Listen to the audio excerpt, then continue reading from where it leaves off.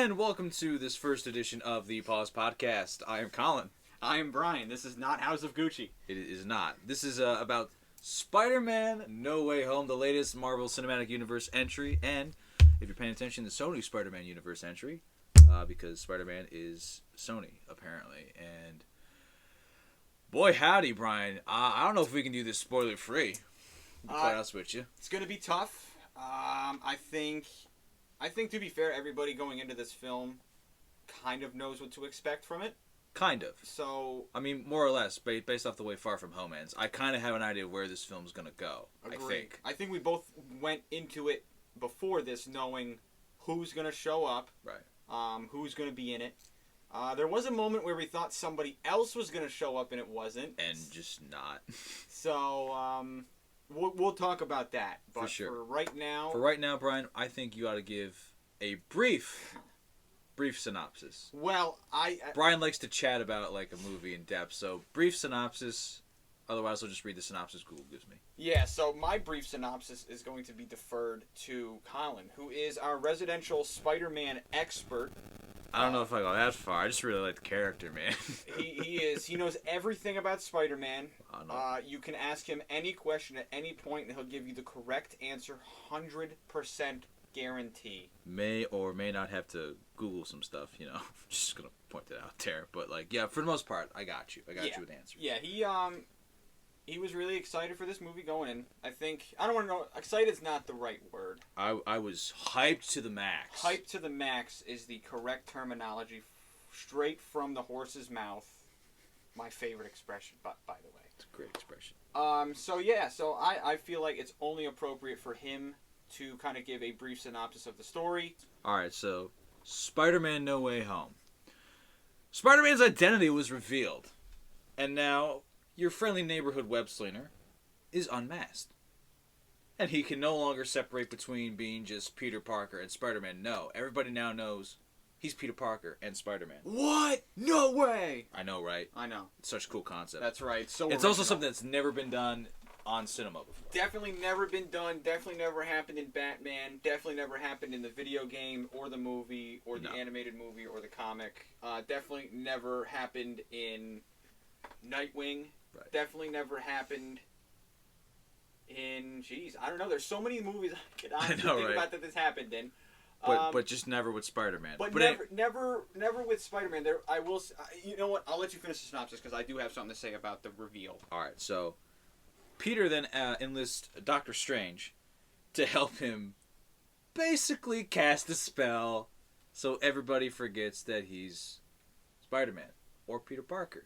As, you know, who knows what will happen there. This, in turn, is a very dangerous concept, and it's going to force him to learn what it truly means to be Spider-Man. That's your brief synopsis. So let me... I briefly got on the path of the reveal. So if you remember in the original Spider-Man with the greatest Spider-Man of all time, Tobey Maguire, my boy, there was that brief reveal scene on the subway when he stopped a train. He had his mask off. But the people on the subway did say that, you know, it was kind of like a silent thing that they weren't going to say who he was. So it was like a respect for Spider-Man. Was there a moment for that with Garfield in Spider-Man? A moment of reveal, exactly? like so he is like Peter Parker is Spider-Man. Was there a moment where either it was like this in the film where Holland was revealed as Spider-Man, or where Tobey Maguire was revealed and the citizens of New York, out of respect, didn't say who it was? Well, I mean, I think some people can like potentially infer, but basically, this is the first time this has ever been done on film. It was a mass reveal because, like I said, with the Tobey Maguire, there was that scene, but it wasn't to the scale of this, where we had continuation from the previous film with Mysterio, Jake Gyllenhaal's character, who was great as that role, by the way. Yeah. Revealed it to the entire public, and also I will say the reveal to the public wasn't, and I don't know if this was by choice. Was it? I didn't feel it on a global scale. So you're talking about the reveal of the Peter reveal. Parker. So Okay. this would be the end of the last film. Then going Far into From this Home. one, correct? Far From Home. Um, I only felt like obviously New York is where Spider-Man is, Right. but I never felt the impact besides the brief scene, the news scene from London. right. That was it. So I think because of the fact that Spider-Man is definitely New York based, I think they try to keep it New York, especially when bringing J. Jonah Jameson in from the Daily Bugle, who's basically now your modern day Alex Jones. I was gonna say super Alex Jones vibes, and Absolutely. I love it. I Absolutely. think he played a great role in this film, although it was very small. Yeah. He had a very he served as a good. I think you and I kind of know the term of just like a time filler. Yeah. Like we need a time jump. Here we go. Yeah. So. But yeah, so I mean, I think for that reason they keep it centered in New York, which I think makes sense. I mean, I don't necessarily think this needed to be like a global kind of deal. I mean, Spider-Man's really just a kid from New York, Right. At the end of the day, Right. But and maybe that's just coming from, and I think I've said this to you before in previous talks. The Avengers set such a high precedent for every single member that Tom Holland's character as Spider-Man, his entry into the Spider-Man character, he was introduced on a global level through Civil War, and he got kind of elevated from that New York status that we got from Tobey Maguire, Andrew Garfield, even kind of Miles Morales to a point. He was still kind of level in New York. And then obviously the comics, he was very New York based. which is interesting that you note that. And one of the things I really haven't enjoyed about MCU Spider-Man is the fact that they throw him in, like you said, the global conflict in Civil War and Avengers: Infinity War and Endgame. And yet in his solo movies, he's just kind of like a kid from Queens. I mean, Far From Home, yeah, they took him out of Queens and put him in London. But, like, even still, it didn't feel like this was a global impact. It just kind of felt like it was still reserved to whatever location they were in. Right. And I feel Which like is disappointing. there would have been more panic from the Avengers as well. Right. I mean, and I understand that you want to kind of break away from the Avengers, and obviously for salary reasons they couldn't get Robert Downey Jr. and stuff, Right. and that's known. But they also had Nick Fury in Far From Home for a brief bit. They did, and there was, I think there was an exchange where they did briefly mention Nick Fury, and this was when Tom Holland was in the police holding, or the interrogation room, where the police officer there was kind of interrogating him, and said he made a remark that all you have to do is ask Nick Fury about the drones, and he's like, Nick Fury has been Off-world. for what, 3 years, I think he said. 3-5 years. I forget the exact year. I think they said 9 years, which 9 I was trying to figure out. But yeah, so I mean, like... But the fact of the matter is he's off-world. He's not in. But there was the brief mention of Nick Fury, and we made this remark before starting this, was I feel like there's been a Nick Fury reference in every single MCU Yeah. film. Which, and it's kind of... I don't want to say pointless, but like it's kind of just like, oh, cool, Nick Fury's still kicking around somewhat. it's kind of like It's redundant. this is a reference for all you conspiracy junkies out there. It's kind of like Jesse Ventura. He's out there, I think in Mexico, but like he's just out there. He really is. And no, I'm really I think he's in in regular Mexico, not New Mexico. But yeah, so it's just like every now and then they feel the need to remind us that Nick Fury is a person. Yeah. We know. It's kind of like now that they're like, oh, well, Iron Man's dead. Yeah, no kidding. I watched Endgame. If you don't know by now, you suck. Yeah, I mean, it's almost like, do we need constant reminders of Iron Man? No. Do we need constant reminders of Nick Fury? No.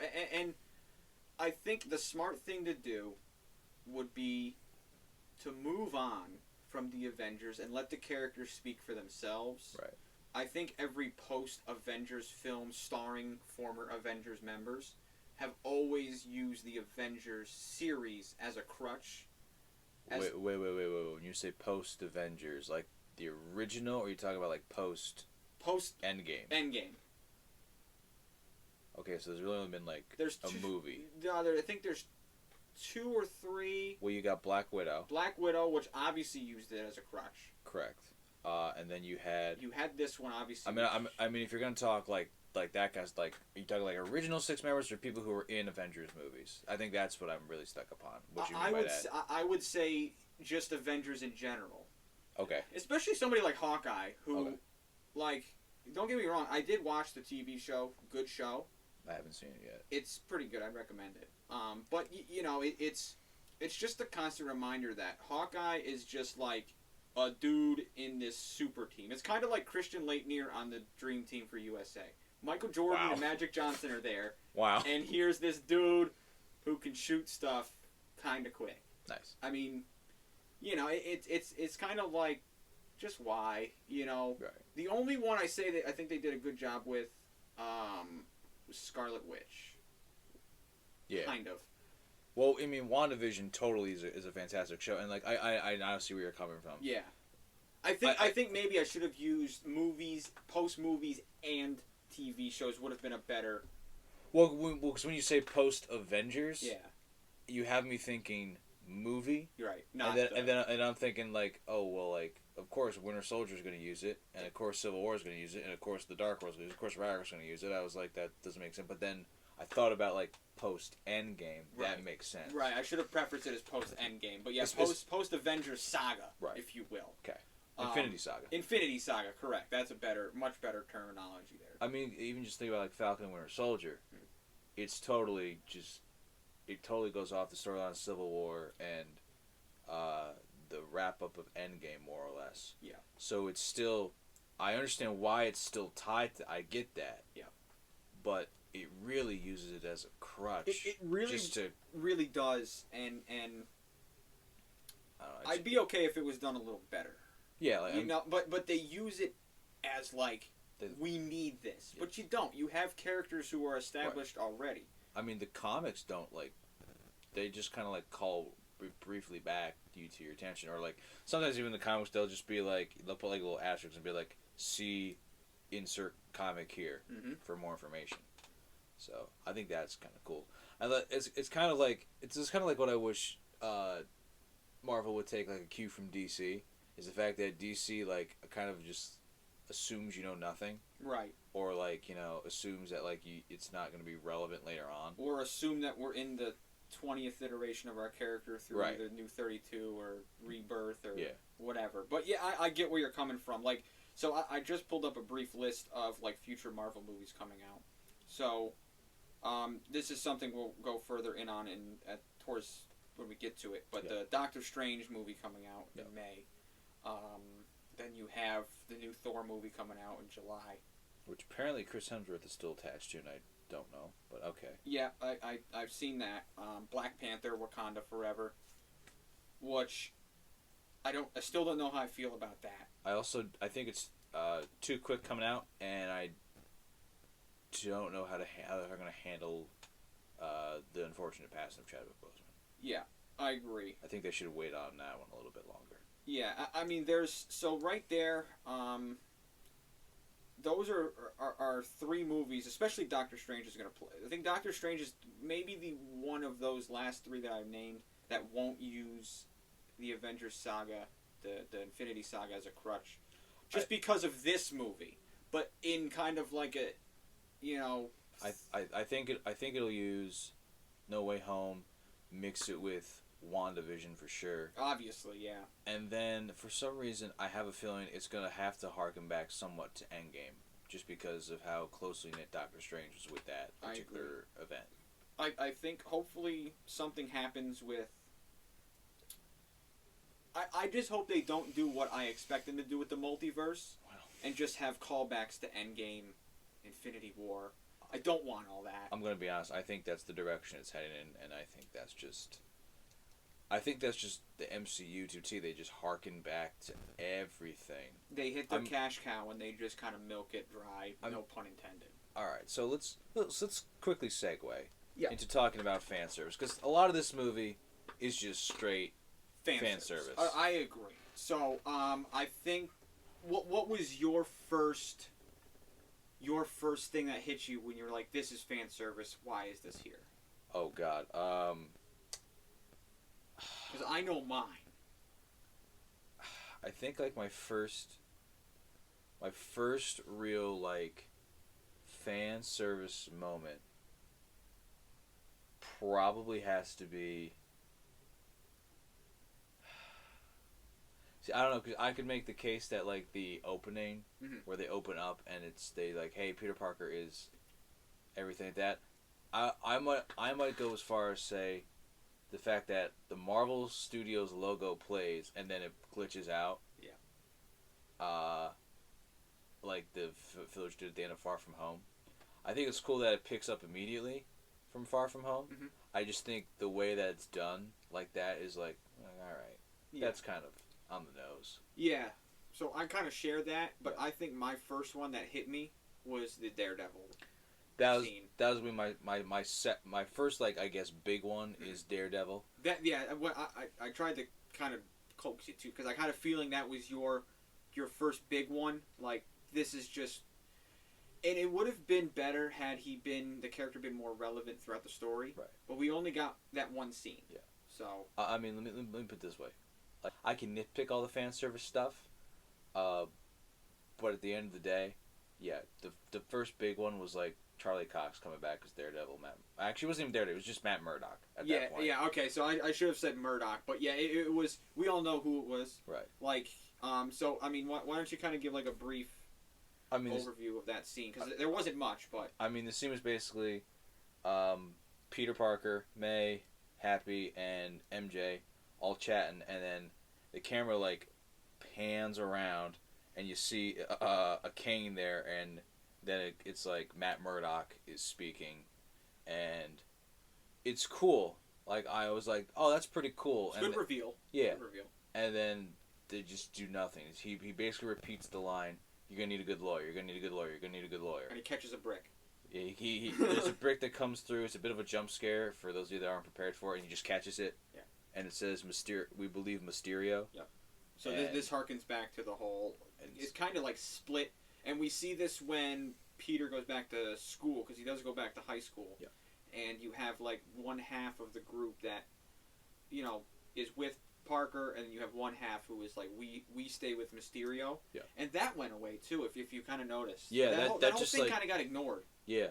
Like, because I wholeheartedly expected like this story to kind of go in the direction and provide some like political commentary on like, we stand on this side of political spectrum, we stand on this side of political spectrum, and they just like completely abandoned that idea.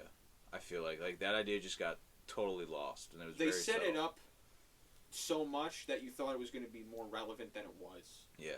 So, but yeah, so that all kind of based from the whole idea of just why do we need Murdoch here? Right. What Like don't get me wrong. It's cool that like Matt Murdock is now like a big like conglomerate in the MCU. Again, I mean the Daredevil show is fantastic, but like it's just the fact that all he did was basically like, you need a good lawyer, and I expected him to like kind of like have like another scene or two as like a lawyer. Yeah. And it just wasn't there, and I was kind of like, well, that's. Here's my thing about fan service. It's cool. Yep. Let it have a purpose. As far as I know right now, it doesn't have a purpose. And if I know Marvel, they're going to be like, well, that has a purpose later on. Okay, well... Yeah, 4 movies later, we'll figure out why this Murdoch scene was in this movie. It's still fan service, and it still didn't serve a point. I concur. I really do. And I wish it had more of an impact, because like you said, if we got just a scene or two of him being, like this lawyer... Yeah. And...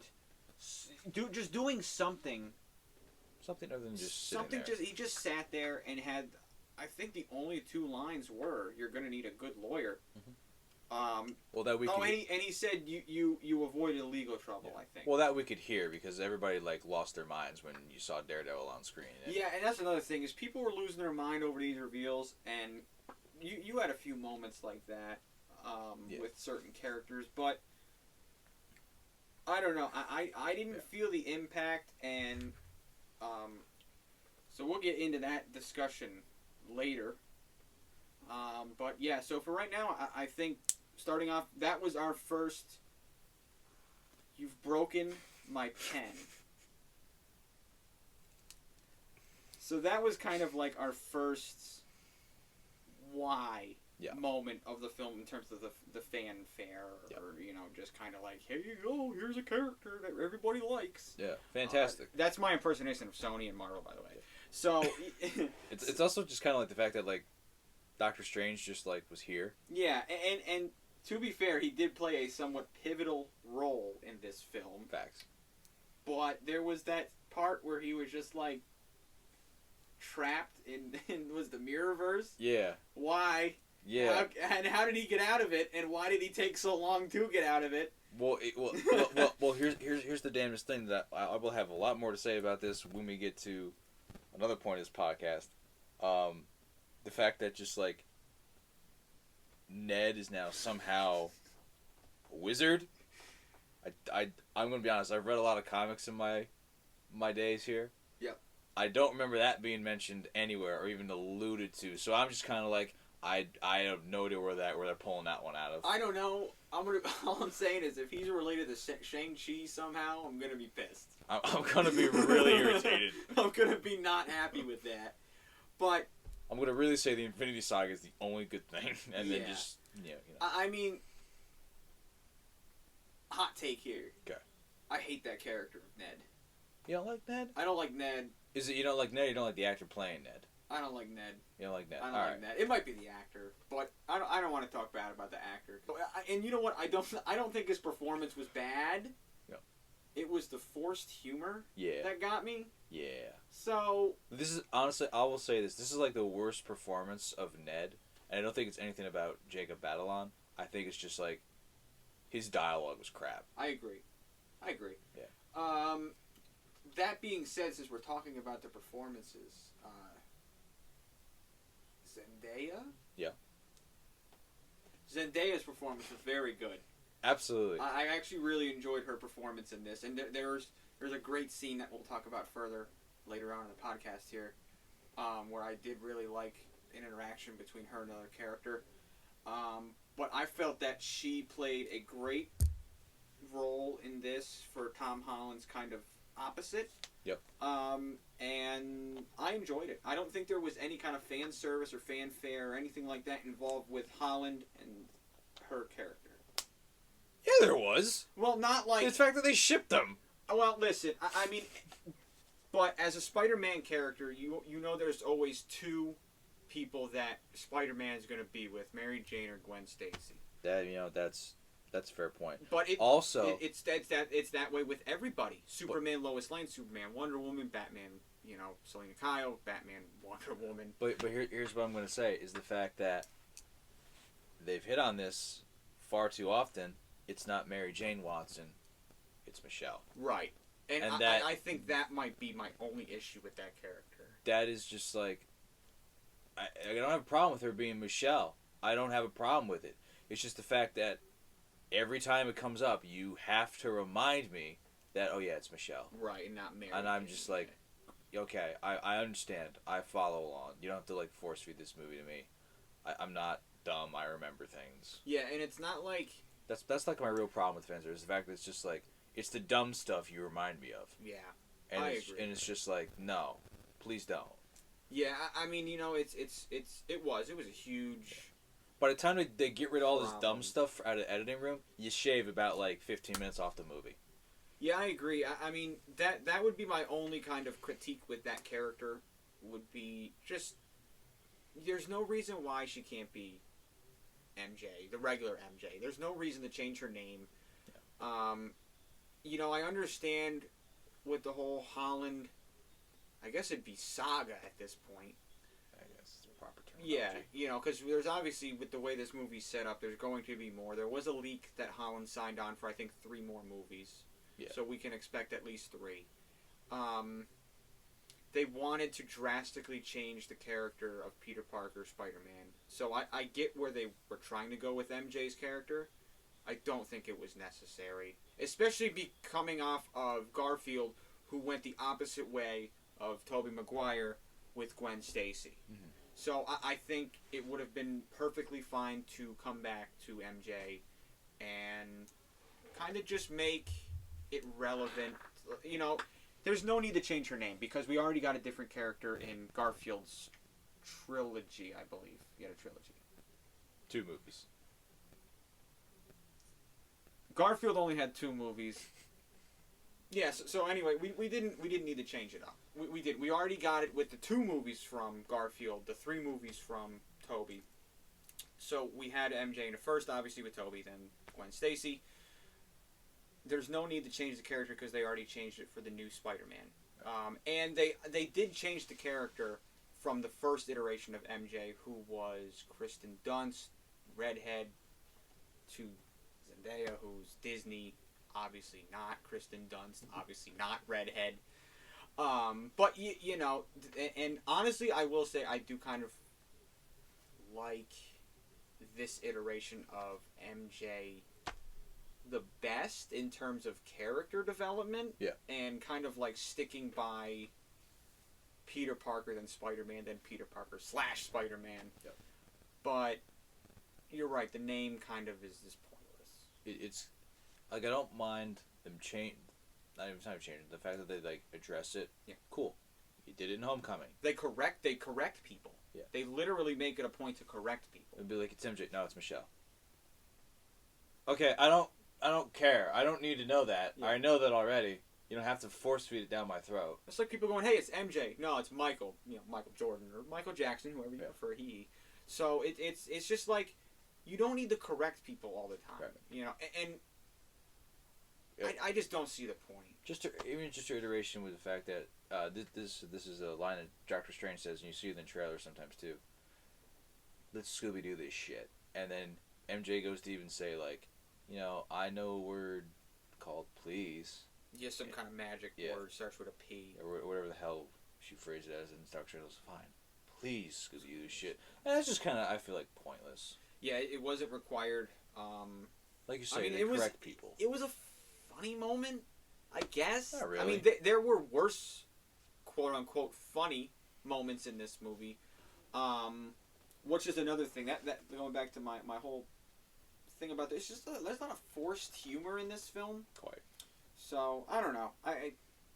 We'll get into that, because there's some things with other characters that were just kind of like, obviously, fan service, 110%. Alright. I think we've delayed it as long as we can before, like, we even just, like, talk about any of this shit. Yeah, so we've alluded at these other characters. So this is major spoilers, but there was hints at it prior to the film coming out. I mean, let me put it this way. If Sony and Marvel didn't do this, you probably would have had a lot more angry fans after seeing this movie. So let me just say this here. Let's do it in order of appearance, because I know who you're gonna say, and I'll say my guy. But we'll do order of appearance. I hate you so much right now. I hate you so much. I know. It's but so right, this right, is. Let's just set up a scene. We'll set up. Yeah. So this is all you, because you love this. Is your favorite scene in the movie? No, not really. All right, let me just set the scene up, and then I'll tell you what I liked and what I hated about this scene.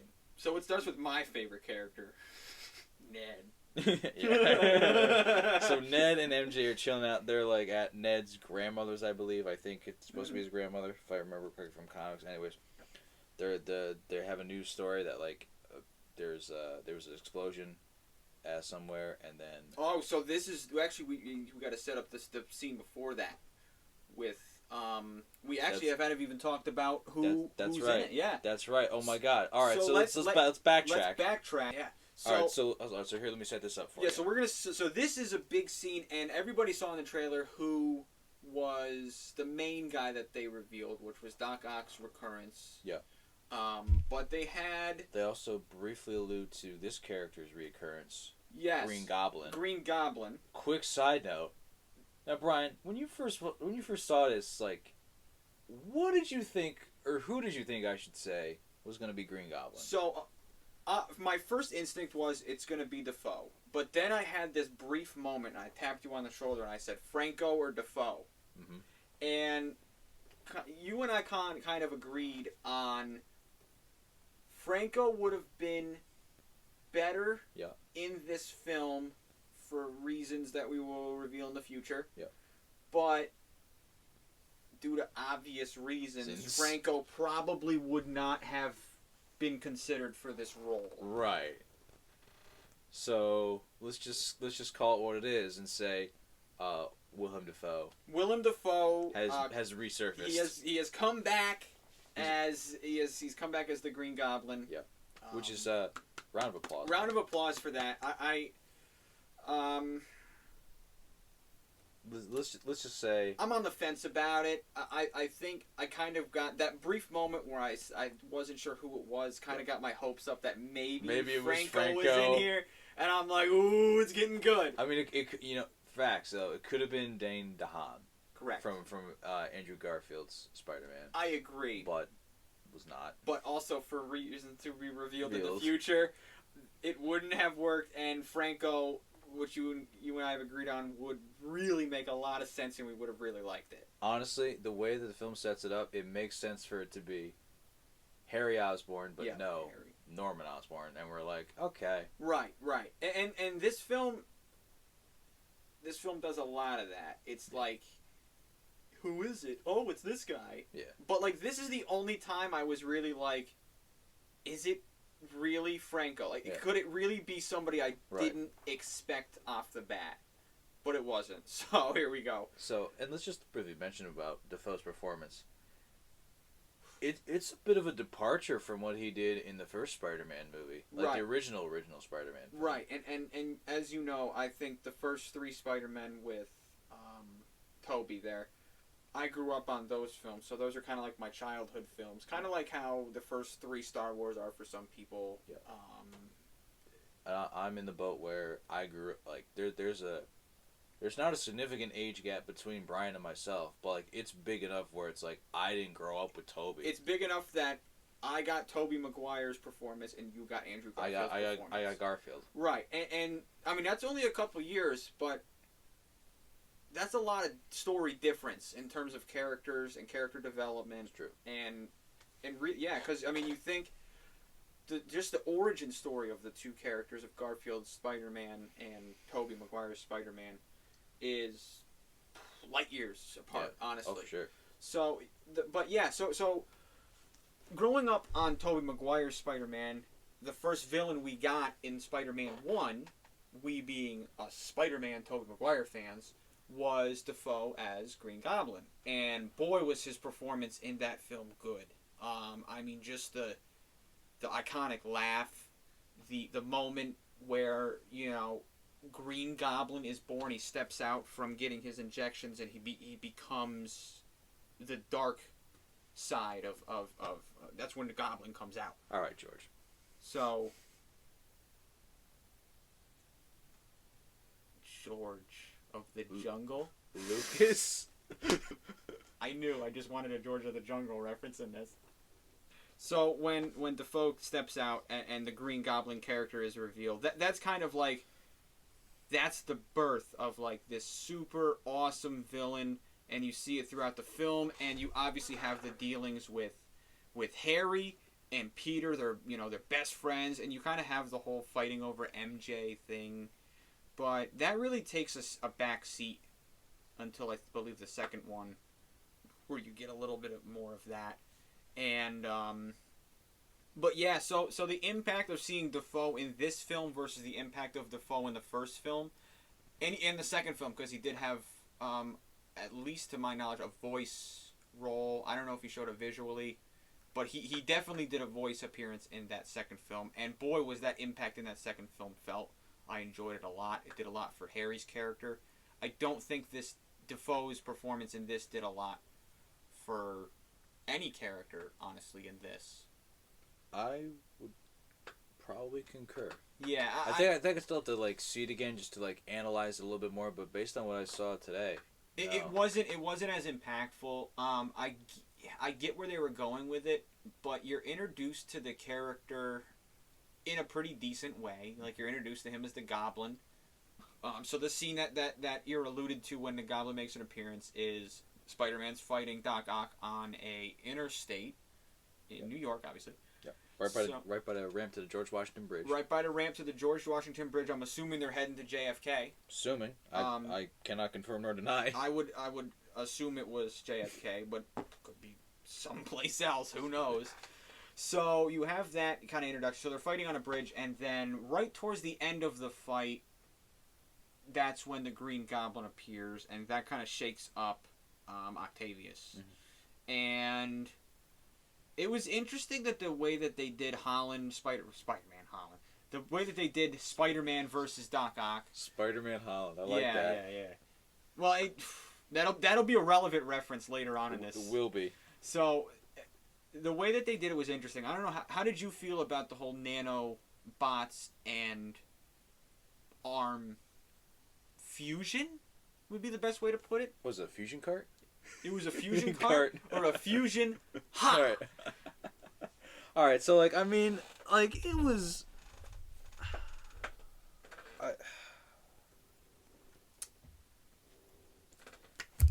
So like, don't get me wrong. I think it's clever. Yeah. But for reasons that make me question once the film like wraps up entirely, and I'll get to that. I don't know how I feel about it. I feel like we're doing what Marvel's doing. We're like kind of like setting up a tease, and then like we're gonna come back to it later. Yeah. That's kind of what they do. That's kind of what this movie does. It kind of like sets up a tease, and then like we hope you forget about it until like later on. I think people are smart enough, whether they've seen the film or not, to know what characters we're talking about and who. Correct. But this is just kind of like just a preemptive strike before the reveal of essentially what Sony tried to do, but boy did they leak that. But boy, did they just like really just like they dropped the ball on it. Yeah. You know, and to be fair, they did keep Defoe's involvement to a point, kind of low key. Well, kind of to a point. I mean, you know, kind of. They didn't. I think it was the last. Was it theatrical trailer or was it actually on like the? I think it was the theatrical trailer where they like briefly show his face. Yeah, and they kept that a secret, but boy, did they really let Octavius leak. Boy, we knew he was coming back for a while. I mean, honestly, though, when you think about the film in its entirety, he's kind of like irrelevant. He's a background in a sense. Yeah, he's kind of background. He like sets himself up to be supporting, and then he's like, "Nah, bitch." Yeah. There was a moment at the end where I could see your frustration with his character's direction. Oh, which sure. I didn't hate, to be honest. I didn't mind it at all because I understood where they were going from a character development standpoint. I know what moment exactly you're referring to. Yes, you know exactly what moment I'm referring to. I have a different problem. Yeah, with I that. could tell by your my reaction and Colin's reaction next to me were two completely different reactions, and we'll get to that because that's at the end, but. Yeah, I mean, it was. All right. His character was pretty decent. I will say it wasn't the worst thing I've ever seen. So briefly, like it's good, but like there's some differences, and it's kind of hit and miss. Yeah, I think it kind of falls back to the William Dafoe point that I made earlier. Yeah. That it just didn't hit like it did in the original trilogy of Tobey Maguire's. Right. So let's talk about like who. Oh, so who's back? Just by the way, so what was your verdict on the nanobots? So he kind of like he ripped part of Spider-Man's suit off, and the nanobots fused. You're right. I never like explicitly confirmed that. Yeah. Like it was cool, but again, it's just kind of like all right. I mean, it kind of moves the story along, right? For what it does, but like, I don't think that's how that works. Right, because ultimately.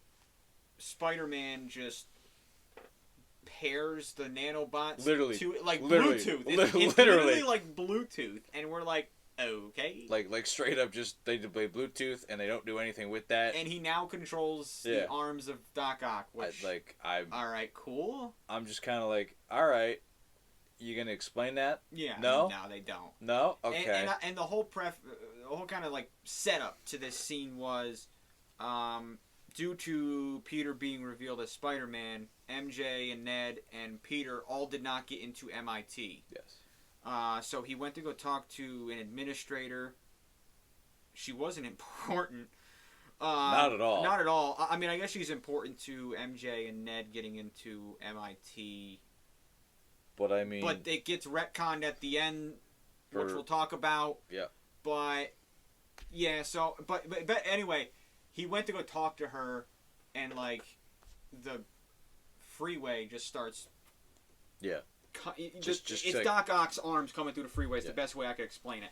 Which, by the way, like, where does he come from? Yeah, there was no explanation as to why. We don't get that explanation until after. Like, and there was no build up. Right. I mean, honestly, here, like, to go back even farther, I know we really did this out of order. Yeah, it's okay. Well, so like, so Peter Parker goes to Doctor Strange and's like, "Yo, man, can you cast a spell?" Yeah, because like, I screwed up Ned and MJ's life because they didn't get to MIT just because like they know me. Right. And I had a problem with that because it's just kind of like, oh hey, we have Doctor Strange's movie. Oh, Doctor Strange, you enter. This did feel like a build up to a new Doctor Strange movie. Yeah. And boy, we'll talk about that in the end credit scene. Maybe a little bit of spoiler there, but whatever. You know the release date for the new Doctor Strange movie. Also, boy howdy, does it feel like low key that like Multiverse of Madness might straight up just be like, No Way Home, but from Doctor Strange's perspective? Yeah, there's like parts that they really feel like it's just gonna be like, hey, you saw it from Peter's perspective. Here's Steven's. Yeah, it's almost like they're trying to do what The Last Duel did. Yeah. Where they did like 3 different perspectives of the movie. Hey, shout out to The Last Duel. Shout out to The Last Duel, by the way. If Matt Damon or Adam Driver don't win an award for that, I'll be a little upset. Or Ben Affleck. Who was actually not my favorite actor in the world, but he was pretty good in that. And Jodie Comer. She was fantastic. She should win. She should win. Yeah. Hands down. Absolutely. Lady Gaga's going to win, but whatever. Yeah, I mean, I could see that. Anyway, so then he just straight up just goes to Doctor Strange like, yo, can you cast a spell? And then what I kind of enjoyed about this scene is like Doctor Strange is like, you didn't like contact MIT first to plead your case. Yeah, you had to cast a spell. He's like, your first instinct was to cast a spell, or come to me to cast a spell, but all you have to do is pick up the phone. And then I was hoping they like did something with that and be like, yo, Peter Parker, you got a bit of a dark side, and then they were just like, no. Then just Doc Ock. Doc Ock. So yeah, out of order, but it makes sense now that we've explained it to you in the most expert way that we can. So like honestly, it just like there was no build up to anything. It was just like all of a sudden like, hey, can you craft a spell? I can. Then you change spell. Yeah, he changed the spell because he wanted MJ to remember. So the premise was that you touched on it was he doesn't want people to remember he's Spider-Man. Yeah. But then he goes, I want MJ to remember. Okay. Then I want Ned to remember. Then I want which is like all in the trailer. May to remember. Then Happy to remember. Yep. So he's he's making him change the spell. So that's causes the spell to go awry. Which you see this in the trailer. Mm-hmm. It's the exact same sequence. Yeah. Kind of irritated me, but whatever. Yeah, I don't like when movies, especially a Marvel movie, just shows a scene like shot for shot in the trailer. It's like I could, whatever. I feel like I watched like half the movie in the trailer because I kind of did. Yeah. And it kind of just irritated me. Yeah. What was the movie with the moon there? The movie? The trailer that we saw for the movie about the moon coming to Earth. Oh, because this is relevant. Man, I don't remember the name of the movie. Let me just fill time here, and I will Google the name of the movie. Okay, yeah. So let's talk about something. Yeah. Something relevant. Yeah, I mean, well, going. While Colin looks up the name, it is relevant because the trailer for this movie did too much, and the trailer for this movie that we're looking up, I made this remark during the preview. I was like, it looks like a good movie, but it was just way too much going on. I feel like they showed a lot of the movie. I'm a little worried because the Matrix trailer was Moonfall. That's the name of the movie. Was it? Moonfall. Moonfall is the movie, and the trailer, we both agreed the movie looks good. Yep. But boy, did that trailer have a lot going on. That trailer, like, I think what it's trying to do is kind of like bring you into the chaos that the film's gonna have, which I appreciate. Right. I think it's cool, but yeah, there's just a lot going on, and I'm just like, there's no suspense. I feel like I know what's gonna happen, and that's my biggest concern with the Matrix trailer that we saw. It was a long trailer. Yeah. And I feel like we've seen a lot of the movie. I concur with that statement. I'm kind of like nervous. Yeah, because I'm a huge fan of the Matrix, and you were a huge fan of Spider-Man going in. So it kind of coincides as like we both feel like we've just seen a lot of the movie, and with just seeing how Spider-Man turned out, we're like, oh man, I hope this doesn't happen again. Yeah, and probably will. It probably will, but Keanu Reeves. Yeah. No offense to Tom Holland. Tom Holland, you're okay, but Keanu Reeves is 10 times better. Yeah. Really is.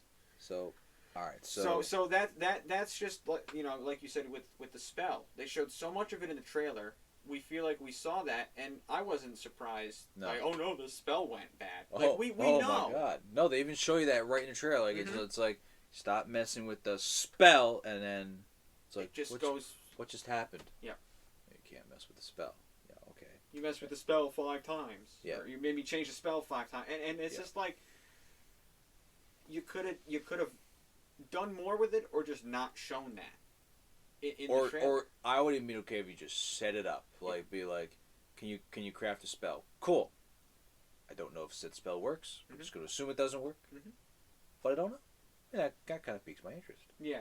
But now that I know it doesn't work, I'm just kind of like, okay, well, I know it's going to be a lot of chaos, and I'm just like, all right, fantastic.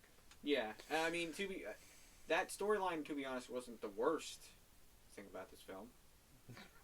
There were worse things. There were worse things, and I know you're excited about those. No. I know one certain moment that I was very happy about, and you weren't.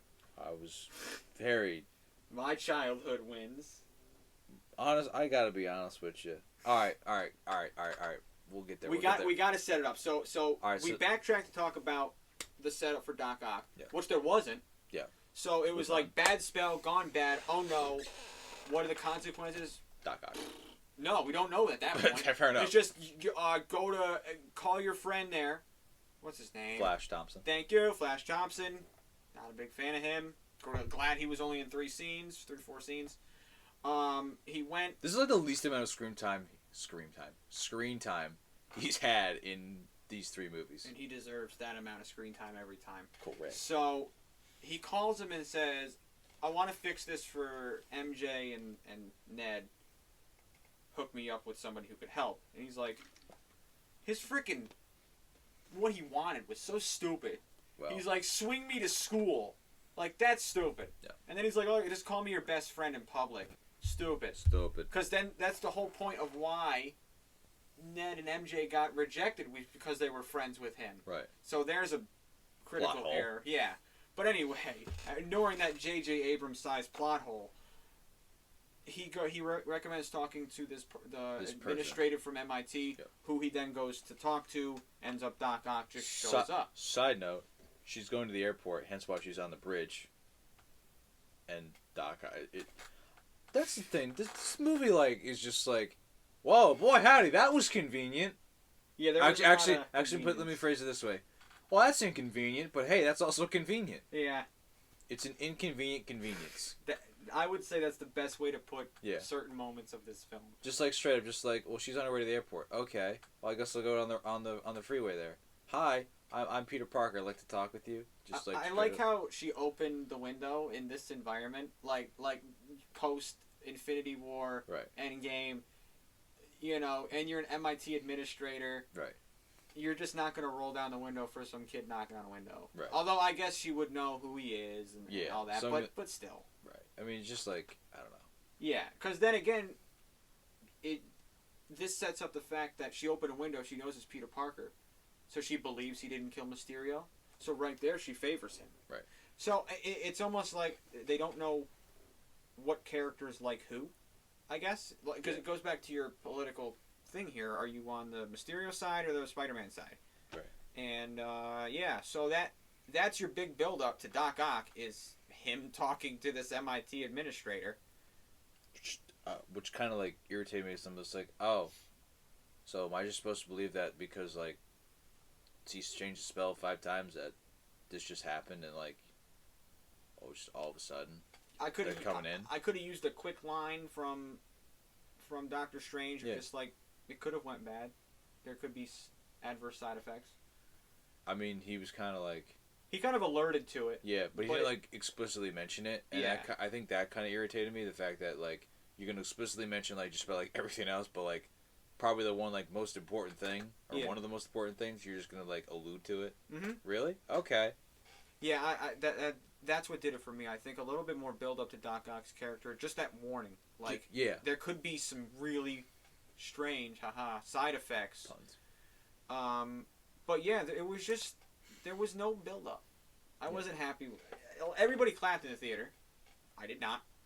I was like, I clapped only because the actor was there. yeah, It's the only reason why I clapped. I would say I give respect to all the actors that did reprise their roles. You know, Defoe and all of them in general. But yeah, I mean. Which, by the way, as far as villains go, let me just quickly mention who came back. So we'll do in order of appearance was Doc Ock. Yep. And then after the fight with Doc Ock, when the nanobots and he Bluetooth to them and controlled these arms, Green Goblin shows up. Yep. Which we don't know. We don't know. So that was the point where I said Defoe, or Franco or Defoe, and we didn't know, which was cool. And then we knew. Yep. Was not as cool. Sorry. I still liked his performance, Mr. Defoe. I thought you were very good. It wasn't cool because the way they did it, they just cut from so you don't find out, and then you get Electro from Garfield's universe, and then you get Sandman. You get Sandman in the same scene. Yes. Which just like the Doc Ock and Goblin. Yep. Which is again another inconvenience. What are the chances that those two would just populate right at that particular moment at that same time? It's an inconvenient convenience. You know? Yeah, I mean, I'm trying to think. Or am I just supposed to I'm trying to think that the spell, I guess, would maybe put the guys in the same universe close together. I mean, that could be the only reasoning I can think of. I know, I get where you're going to go with it. I'm just saying. But also notice the fact that Electro from Amazing Spider-Man universe, Sandman from Maguire universe. The fact that it's two universes and they collide together at the same moment in time, that just seems like really a convenience. It was. For the sake of hey, we need to do this. And I'm just like, whatever. Also, is it Seth Green? Yeah. Who was the Dark Spider-Man, essentially the first Venom, if you will. Right. But not really. Yeah. But, he I don't know. I think that would have been a good character to incorporate. But then again, there was 3 villains from the Tobey universe. Yeah. 1 villain from Garfield's universe. Nah. Connors is from. Oh, that's right.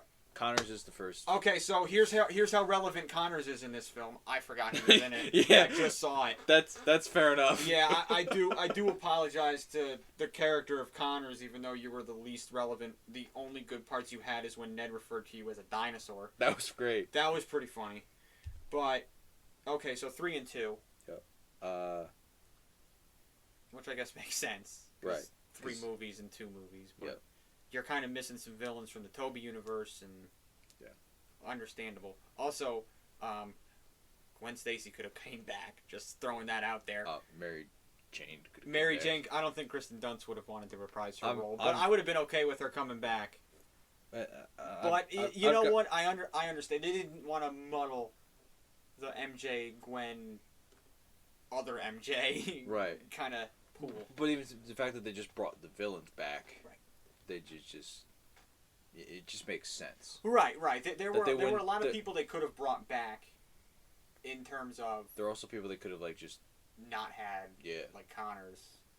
Once again, really apologize for forgetting about you. I would just like to point out the fact that when they first have Connors as the Lizard, I had to stop and think about, who is this? He was already caught. That's why I forgot about him. Yeah. That was our introduction. Was they caught Doc Ock and they put him in Spider-Man and Strange put him in this magical holding cell. Well, not straight. No, hold on. Peter was gonna go grab Green Goblin, right? And then Strange just casts a spell, and you're just in a dungeon, and then Doc Ock's there, and then the Lizard's just there. Right. Yeah. So our introduction to the Lizard was no conflict. Well, introduction to the Lizard is See Amazing Spider-Man. Well, I know, but you got to think of the intro to these characters in this film. Right? No, I got you. There was no conflict, so it's it was obviously easy to forget about this character, as our introduction to him was a jump scare. Yeah. Which wasn't scary or jumpy. It was kind of. It was kind of lame. The person in front of me, I think, peeled their pants, but they jumped them out. Oh! Yeah, they did jump. I feel sorry for them. But you know what? I didn't like the intro to the character. Yeah, I think it's quite obvious. But everybody else, Electro had a good intro. Electro had a fantastic intro. Everybody around us was going, "Oh, it's the Sandman." I think you said Sandman too. But then they changed directions with Electro. Well, no, I originally was like, it's Electro because I saw the Flash. Right. And then I saw something move. It's like a sand wave almost. It looked like to me. Yeah, so I was like, well, that's Sandman for sure. Yeah. But I was like that. And then, like, you see the flashes, and you're just kind of like, that's definitely Electro. And then Sandman appeared, and I was like, that's cool. Yeah. And see, that's once again going back to Connors. Yeah. We didn't get that introduction.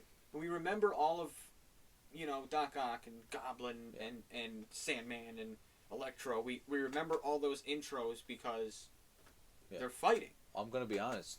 Amazing Spider-Man, Connor's intro is kind of forgettable. Yeah. If I didn't like that movie as much as I do, I honestly would be like, Connors, he's villain. It's fantastic. He's there. He occasionally drinks sewer water. See, that's why I liked Amazing Spider-Man 2. This is a side note.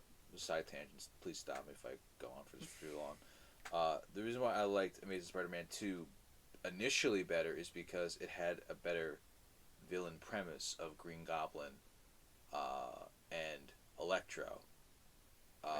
Ultimately just didn't work out because it was a very ambitious project, which Sony in general with Spider-Man Sony's and even Carnage.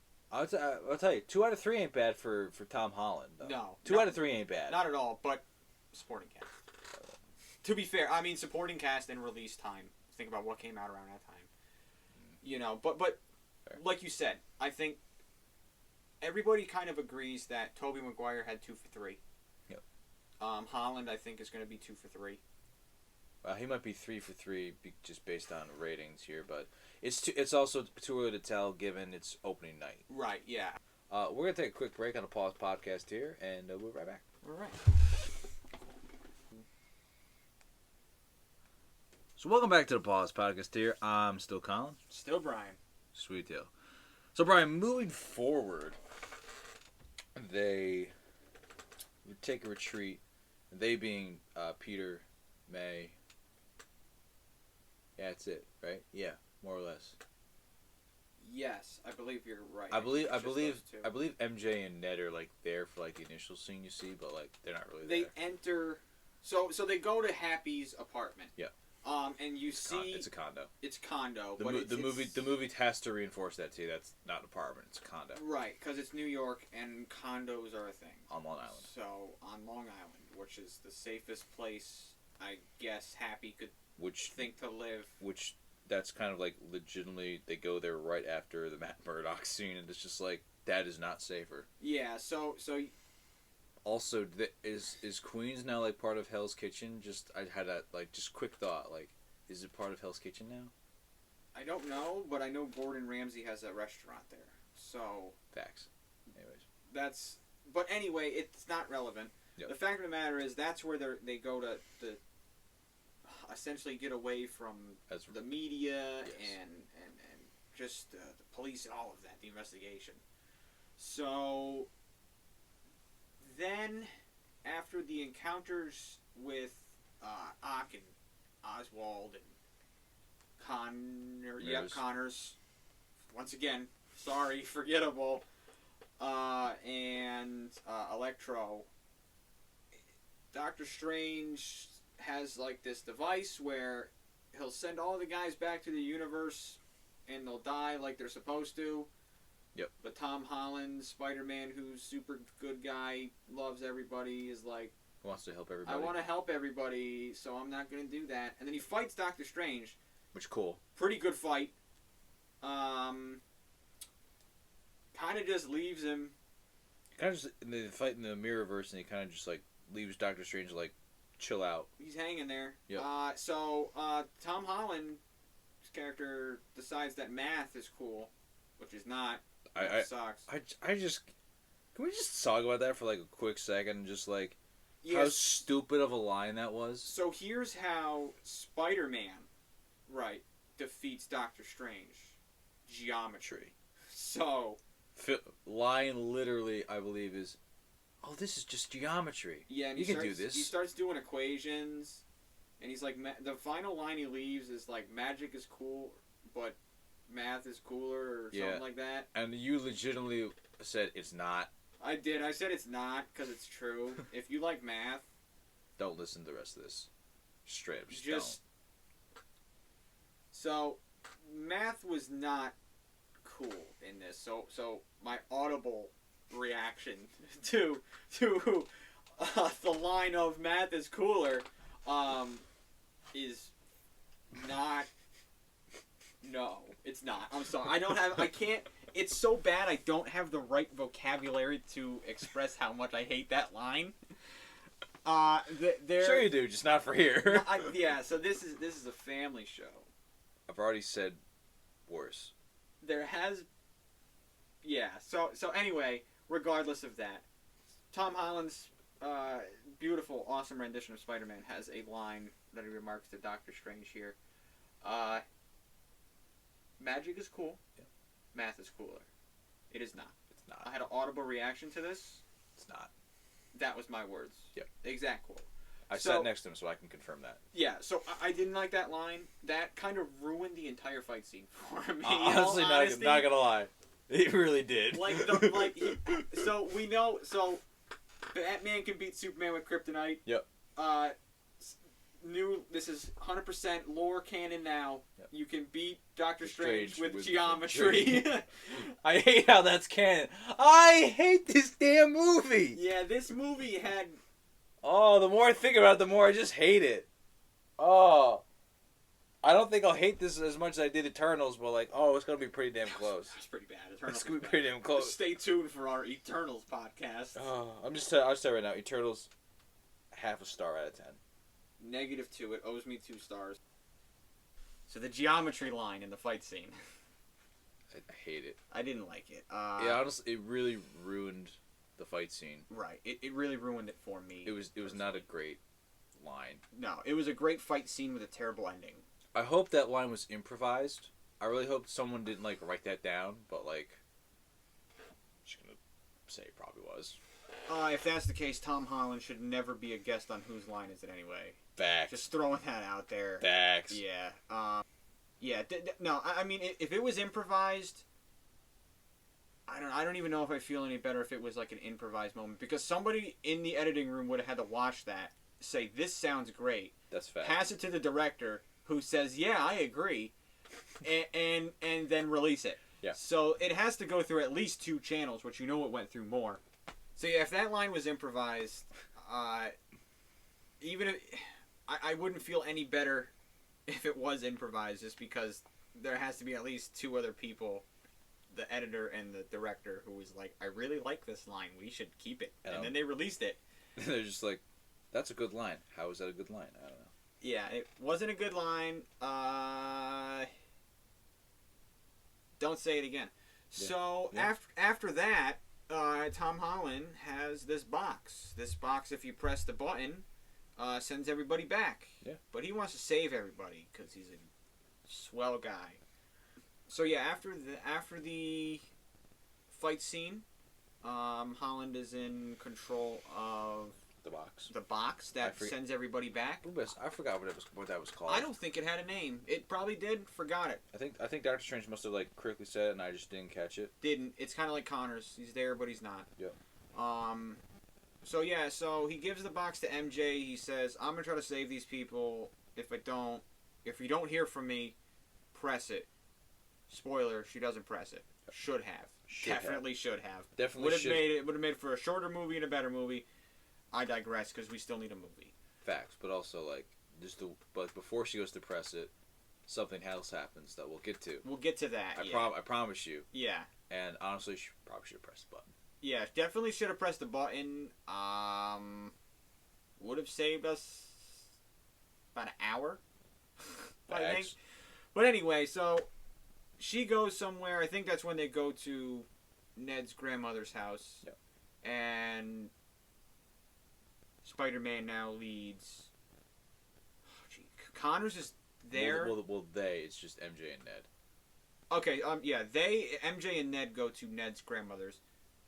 Peter, Ock, Goblin, Electro, Connors. Well, Connors is in a truck. So they all go to the condo, Happy's condo. Connors stays in the van, or the box truck. Yeah. Great idea, by the way, because, you know. Yeah. Probably not a good idea to have him They out in the open. They kind of really just forgot about him, I feel like. They did. I don't know why he came back.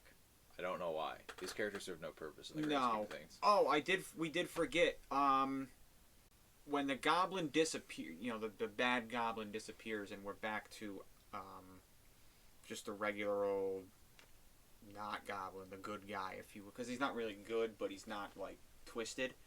He goes to find May, and he before they, like right before he goes and finds, because he sees an ad for Spider-Man for the place where May works, the diner, or the bakery, or whatever it is. I think like a soup kitchen. Soup kitchen. So, like something like that. But he sees an ad for Spider-Man, so he goes there. But he has a moment in the alley where he hears the voices from the Goblin helmet, similar to the first Spider-Man with Tobey, and he smashes the helmet. So he's no more Goblin helmet. Which by the way, that was stupid. Yeah, not a fan of that. I really didn't enjoy that. His appearance later in the film would have been 10 times better if he had a helmet on. Concur as opposed to what he had. I see why they did it. I get that, but like just the fact that they did it. Yeah. And the way they did it. I think they were trying to recreate the scene in 1 where he breaks the mirror looking at himself. Correct. I get it. But that's what Yeah, but it didn't hit. And this goes back to my point I made earlier, where it just didn't hit the same as it did in the first movie where we first see Goblin. A lot of these like returns didn't hit the same way they did. No. And this started way back with Star Wars. Yeah. Go and look at Palpatine's return. It's like it didn't hit like it did in 4. Yeah. Didn't hit like it did in Episode 3 when we really got to see Sidious instead of Palpatine. And then when J.J. Abrams calls it back in Episode 9, like pretty much instantaneously from the opening crawl, you're just like, well, he retcons everything. Yeah. Just because Snoke was a clone. Yeah. Apparently. And there were several of them. Yeah. So the big hint for Sidious coming back in 9 was Fortnite. Yeah. And nobody outside of Fortnite would have known that, like, Sidious was returning. Right. Although, obviously, you know, the internet gets leaked and people pass it along. But still, it's like no major reveal. You also just, like, see the opening crawl and be like, the dead speak. Yeah, the first line from that was terrible. Yeah. But that's a different discussion. We will definitely have a Star Wars discussion just for that film. Because it needs it. Says, boy, I don't want to watch that film again. No, nobody wants to watch that film. Although the film I will watch again will be this movie, because I think it needs another viewing to kind of further break down and see if the impact of these returning characters is better than it was in the theaters, or if it was even less of an impact now that we've seen it, we've digested it, and we're watching it again from a different perspective. Right. So yeah, so the whole breaking the helmet, it just didn't hit. It really just was like, it would have been better to see Defoe with the helmet on in that final build, you know, the climax scene. Honestly, even just for like, I'm thinking like the way Peter and him fight eventually. Mm-hmm. It would have been so cool had Peter like been able to like rip the helmet off. Yeah.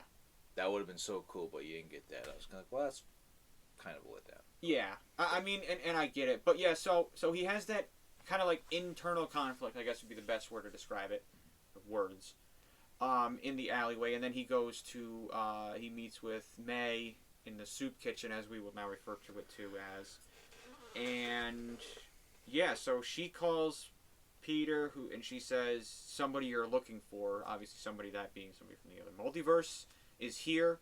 So he goes and he picks him up, and he's in, you know, he's not Green Goblin, so he's kind of just like, you know, depressed. He's kind of like, my son's dead. You know, Oscorp isn't real anymore. It doesn't exist in this universe. Not real. It doesn't exist. So, and somebody's living in his house is one of his exact words. So, that leads you to the last introduction of Goblin, you get the meeting between Ock and Oz, but that wasn't impactful either, honestly, the reunion between the two. And so, yeah, so with that, all of the characters go to Happy's apartment, and basically what they try to do is cure everybody. The first would be to restore the chip in Doc Ock's arms, the one that short-circuited, and then the arms were controlling him, if you're familiar with that. So now it gives him control over them again, like it was in the beginning of 2, Tobey Maguire's 2. And then after that, they set out to fix Electro, if I'm not mistaken. And he gives him something that will kind of take the excess electricity out of his body and kind of just return him to what he was before the incident. And that almost works until the Goblin makes a return. And there was this weird sequence where Holland was just kind of like walking through the apartment, and he had that. It was the spider sense sequence when he sensed something was wrong, and he was just kind of like walking, and it got all yeah. So, what are your thoughts on that sequence? Real quick, time out on the spider sense thing. Number one, glad it's there. Number two, it's really weird. Like, it's honestly just like the fact that like Tom Holland just freezes, and he like just stares into like space. It's like spider sense. It's tingling. Yeah. They also do a lot of mentioning of like, is your Spidey thing tingling and stuff like that. I'm just kind of like, that's not great. It didn't need it. If I remember correctly, I'm not super familiar with Garfield's introduction to Spidey sense. I think it was the fight in the alley at school, or not the alley, the hallway. Yeah. Toby's was in the cafeteria where he caught all of the food on the tray. Yeah. So basically, here's my thing. It was a good build up to Spidey sense, but they never really like overused it. I feel like this movie overused it. Yeah, like this film like made sure that hey, he has Spidey sense. He has Spidey sense. Because like he's got it. Right. But at the same time, it just like that particular scene you're referring to in this movie, I didn't enjoy it because first off, it was far too long of a scene. It's drawn out. Because like the actual like problem that he senses, it doesn't feel like it's that big of a payoff. It just kind of feels like, oh, I kind of saw that coming. The payoff was he was in. It was green. He walked out and Green Goblin had reemerged and Yep. he was watching. Yeah. Spider-Man through. Right. Like it was kind of like, oh, okay, well that was, like I honestly full-heartedly expected to be like Connors just like came through. Yeah. Because there was alluded, they kept showing the box truck that he was in, and I'm like, he's fully gonna do something. Yep. Like he's got to just bust down through and do something. But no, it was that to what we anticipated with Goblin, and a bit disappointing. It was a bit disappointing. I mean, the big build up to that was I don't know what he had, like a bomb or something. I don't even know what Goblin was holding. I don't know. It was apparently dangerous enough for the Spidey sense to tingle. Apparently. But again, problem with this movie is that like they don't explain like the stuff you like kind of need to know. Yeah. Yeah. Kind of harkens back to the spell idea. Yeah, and it's just like, all right, so he stops him, he webs him to the window of the condo. Yeah. And then they have a monologue. Kind of, he has like a Goblin, the typical villain monologue deal, where he's like, you thought something this, blah blah blah.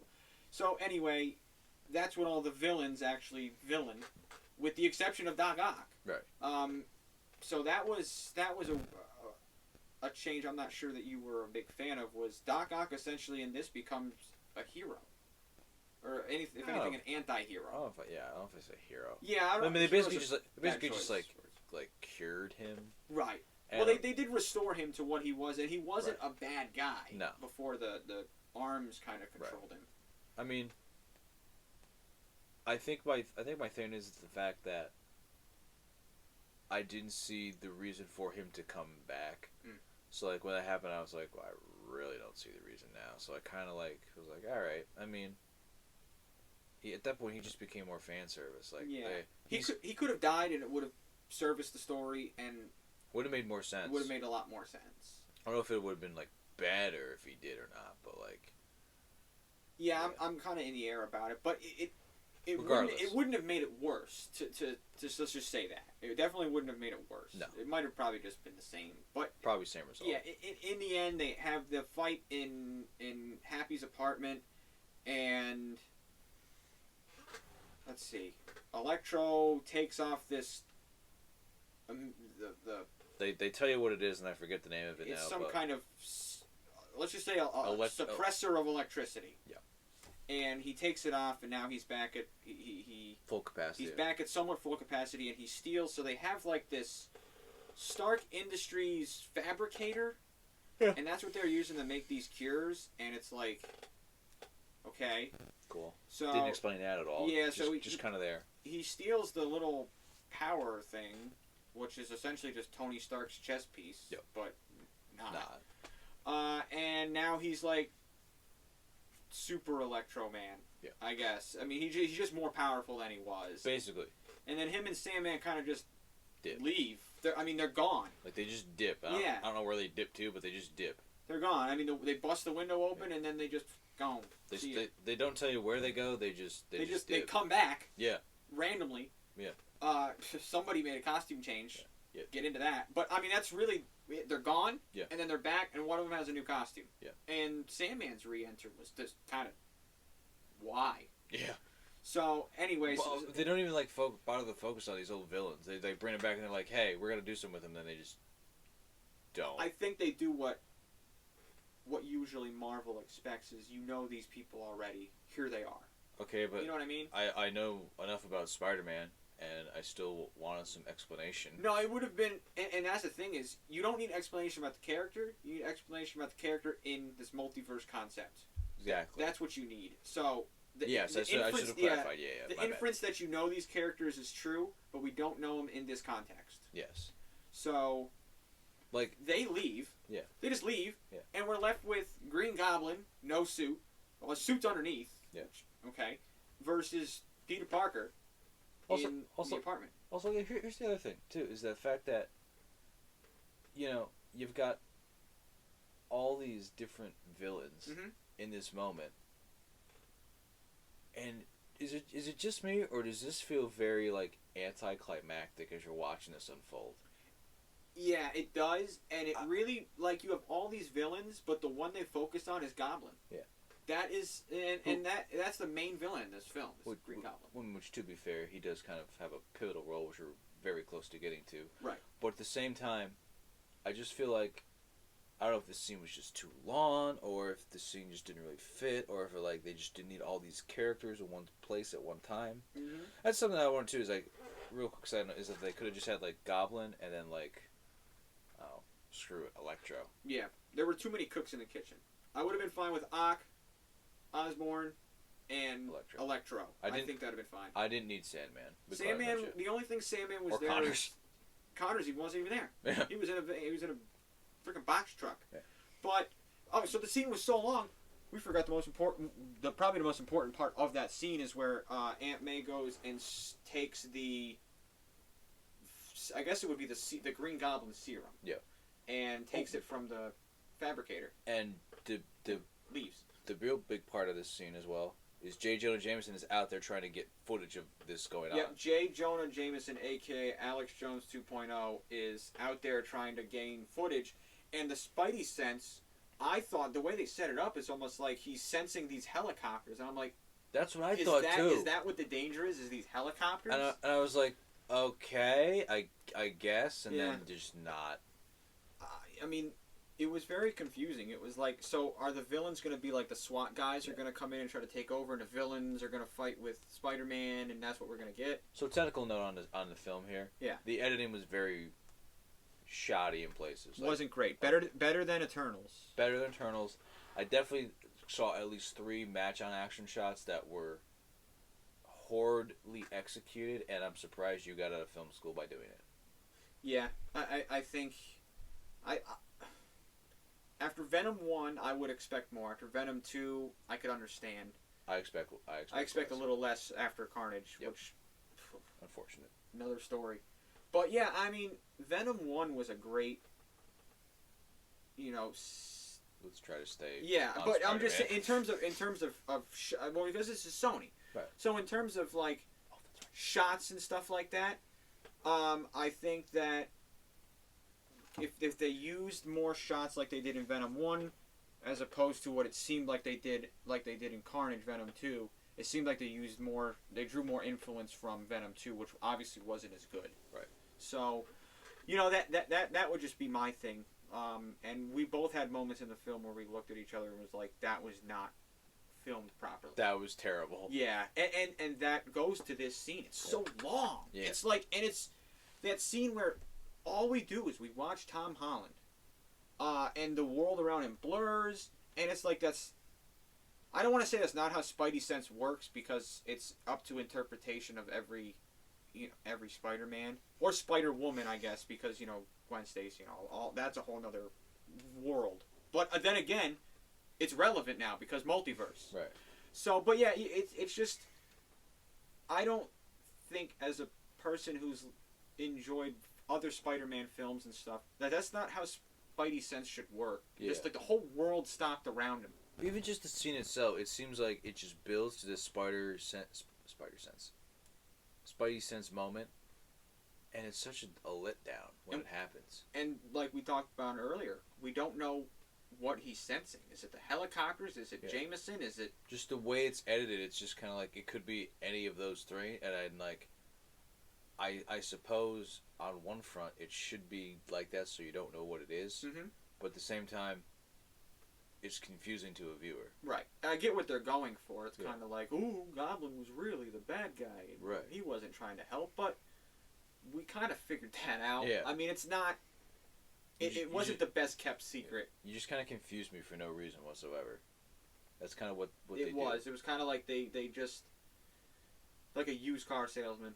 Yeah. They just talk around in circles, making you think it's good, but really it's just like, not. We know it has 100,000 miles. We know it's crappy. Yeah. And that's what we knew. We knew Goblin was gonna turn into the Goblin again. Yeah. And this was the perfect moment to do it, and we just knew. Yeah. But anyway, I think the biggest part of that scene was Aunt May in the background, taking the Goblin serum and rushing out of the condo. The whole fight scene ensues between Goblin and Parker. Wasn't my favorite. There were some cool moments where Goblin picks him up and kind of like Batista bombs him through the floor, and then he hits him with like the spinebuster move through the floor. And then Connors is here. He shows up. He's kind of like Poe in Star Wars. He's still there. No one knows though.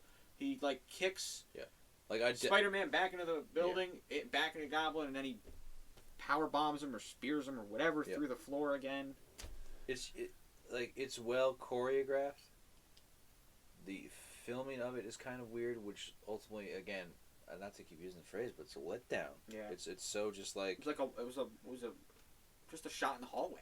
Yeah. I mean, there was really nothing special about the shot. There was absolutely nothing special about it. It was so. It kind of generic choreography as well. It was so I don't want to say textbook, but it was. No, it was textbook. It was textbook. It was shot of hallway window. They smash through the floors. Go down a floor, go down a floor, go down a floor. And it's like we've seen that in every single movie where they smash somebody through the... We've seen it in Fast and Furious, we've seen it in Batman movies, we've seen it in, obviously, Spider-Man movies. Oh, yeah, it's textbook. Yeah, and I would have liked to see them try to do something a little bit better. Maybe a top-down view, or just anything, just add something. Just anything to make it a little bit different than what we've seen. Right. I mean, I think they tried that when, like, Peter eventually falls down like another floor, and we film it from the top. Yeah. But at that point, you've already shown me that. Yeah, I mean, because the shot where they go through multiple floors is just that shot. It's a static shot, kind of the hallway, and then we just follow them down. It's just there was really no camera movement except going down. It's a static shot that tracks down. Yeah, and I said I don't use the term static in the correct way, but it just felt like a static shot of it's the only thing that moved was the camera going down. It just tracks them down, but it didn't turn, it didn't go up, it didn't go down, it just like I said, it's a static shot Yeah. that tracks down. Yeah, and that's just that didn't do it for me personally. But so they fight, fall through. They're on the ground floor, and coincidence, Aunt May just Fire escape. Just fire escape. She's out in the same area where they are, and like I said, this movie is inconveniently convenient. Yeah. So Goblin's choking Peter, gonna kill him. Yep.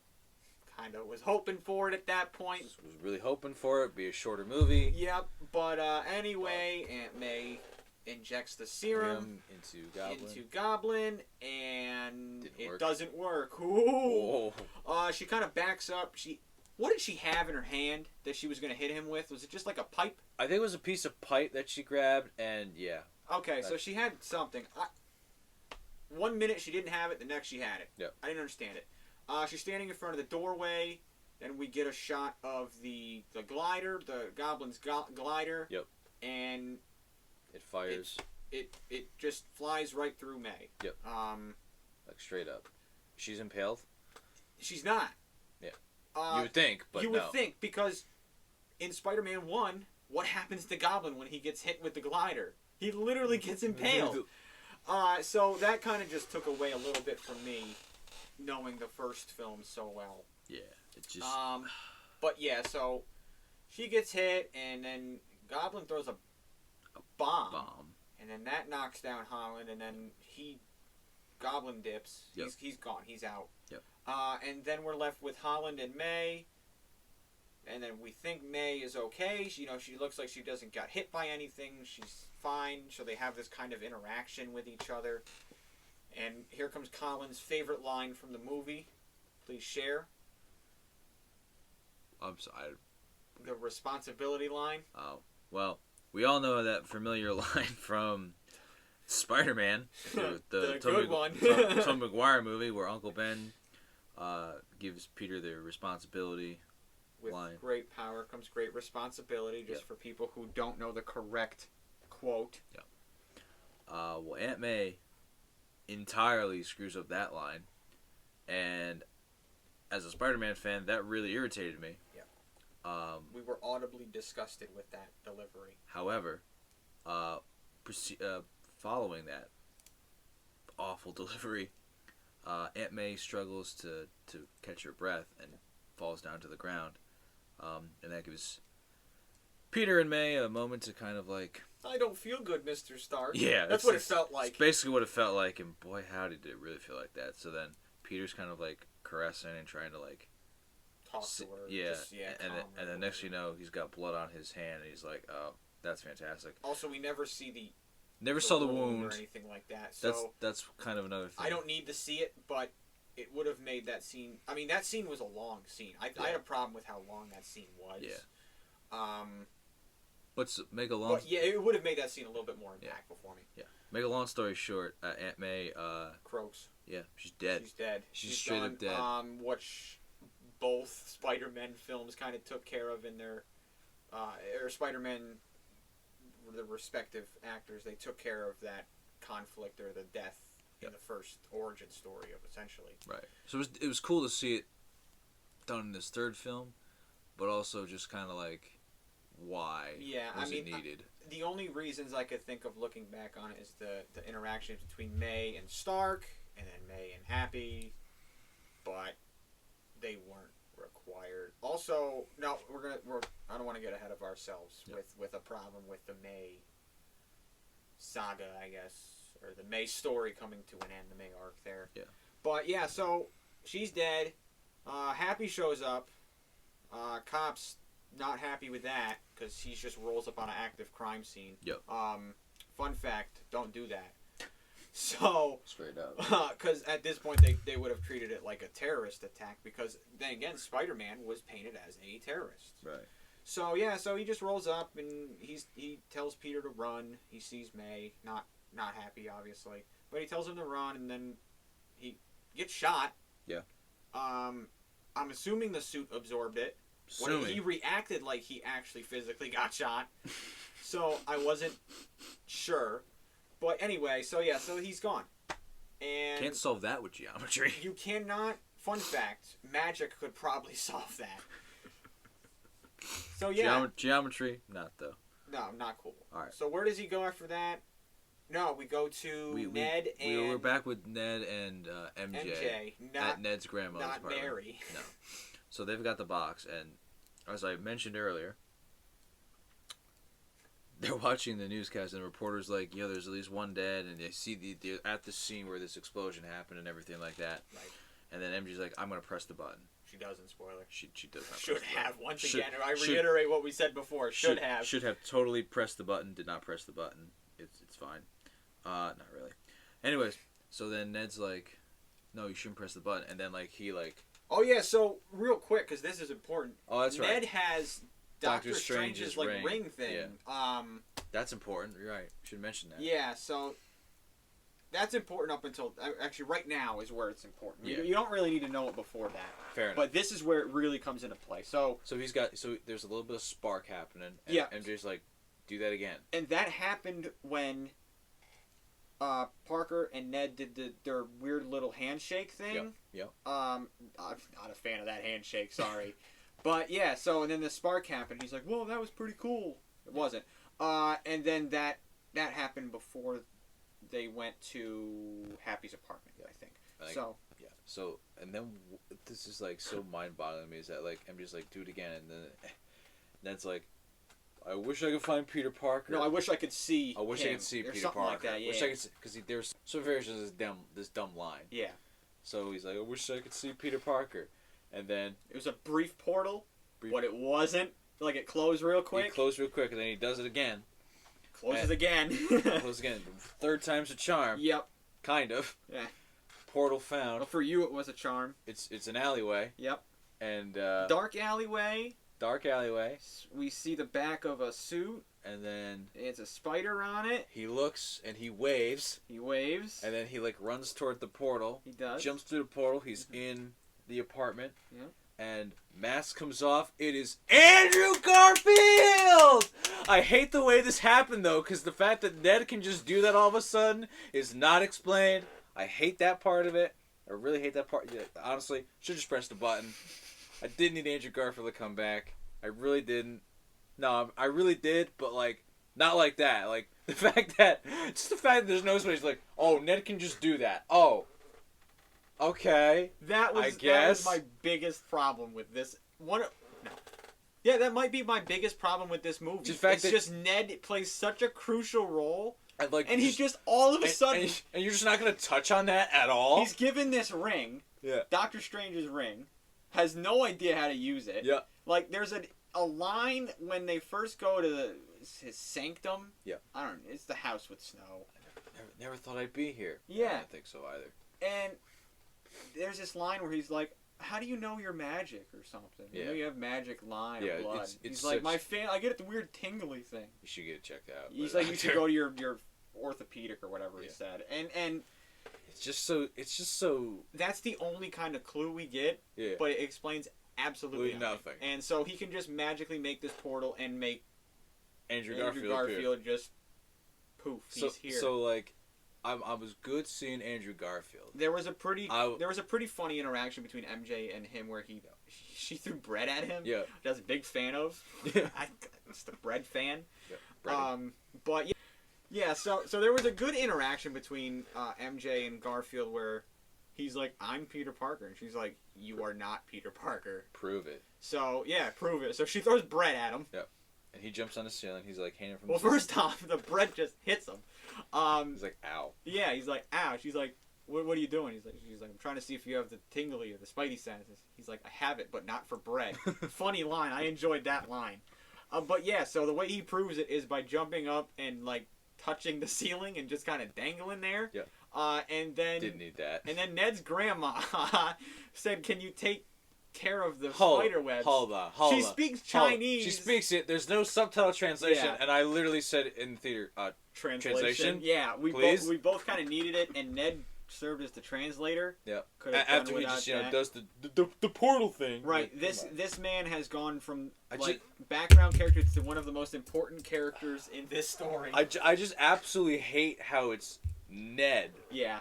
Like I would have been good with MJ because it's kind of like an MJ Gwen Stacy combo kind of. No, not. But not the magic part. No, hold importance. on. I don't have a problem with Ned doing it. Yeah. Just explain the damn thing. Yeah, I could have used offer a little bit of something like why can he use this power? Yeah. Where did he get it from? Is he related like Shang-Chi? Because that was my inference, was maybe he's related to Shang-Chi. Like, where did this come from? Like, this is pretty crucial. Like, if he can just do this, not to mention the fact that later on when Doctor Strange eventually returns, he's kind of like, oh, you can open portals now.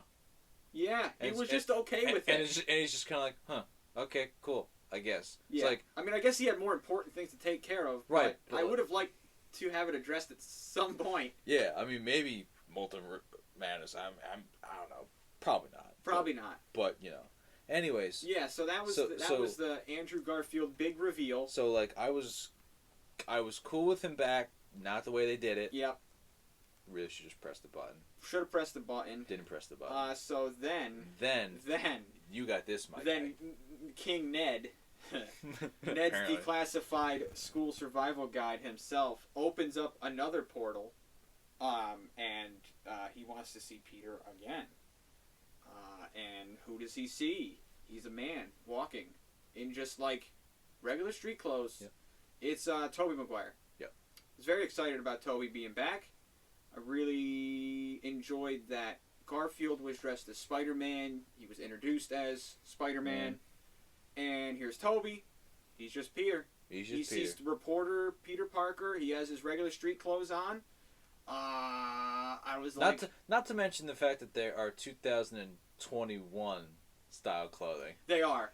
Which is I found that humorous, and I'm just kind of like, oh, so this universe still continues on. And I'm also confused at Doc Ock and Oz and all of the villains were taken from the moment before they were killed. So they kind of looked as they were. Right. Tobey Maguire looks like an old Peter Parker. True. Which I understand Tobey's older. Right. CGI him, please. I got that, but Alfred Molina does not look like that today. No, Alfred Molina does not look like that today. Nor does, like, Willem Dafoe. I mean, in case of point, The Lighthouse. Right. But I just found that funny. That's like they de-aged those guys, but decided not to de-age Tobey. Which the only reason I wanted to see this film was Tobey. The rumor was Tobey Maguire. Grew up with Tobey, so I was super pumped when he came back. I wasn't upset with the way he entered, with the exception of Ned. I mean, I like the entrance because Garfield had that sarcastic kind of, I'll prove it, and he hung from the ceiling, and Tobey was just like, but that was his character. Yeah. That which was is what I liked. Yeah, they really kept the characters the same, which I thought was cool. Well, it was probably just like, do what you did on the set. Yeah. Yeah, just do that. Tobey just showed up. He's like, hey, I'm like 10 years late. How you doing? Yeah. That's essentially what it was. He showed up to the set late, and he's just Spider-Man 4. So my thing was with Tobey Maguire's fact that he just shows up in regular clothes. I don't know, like, I feel like she should have been dressed as Spider-Man? Well, he was. Okay. Technically. All right. But not like Garfield, who was full suit. Yeah. Yeah, so... Also, my question is, where did these two get pulled from in time? Because, like, you see where Garfield came from. Right. He was just in an alleyway. Yeah. So I don't know what the hell he was doing. Well, was it just me? Because I think there was a point, and people were cheering, so it was really tough to hear what the lines were. Yeah, people like cheered over like probably some crucial lines. Yeah, and I was excited to see Tobey. I was really excited to see Tobey. I didn't do that because I was trying to listen to the film. Right. And I don't know if I feel like he said something about I've been looking for you. Something like that. Yeah, so like. But I couldn't actually tell. I think he knows about what's going on somehow. And maybe that's because that's again where did they pull him from? Was he fighting Doc Ock and Doc Ock is gone and now he's looking for them? And who was Garfield fighting? Right. What I don't understand where they pulled these guys from. Like that's everything too. It's like, can we explain how Ned can do this? Yeah. Because I feel like that might tie into how like he was able to like kind of like see where they were. Right, and you know, what Spider-Man are we getting in terms of Garfield? Where is he?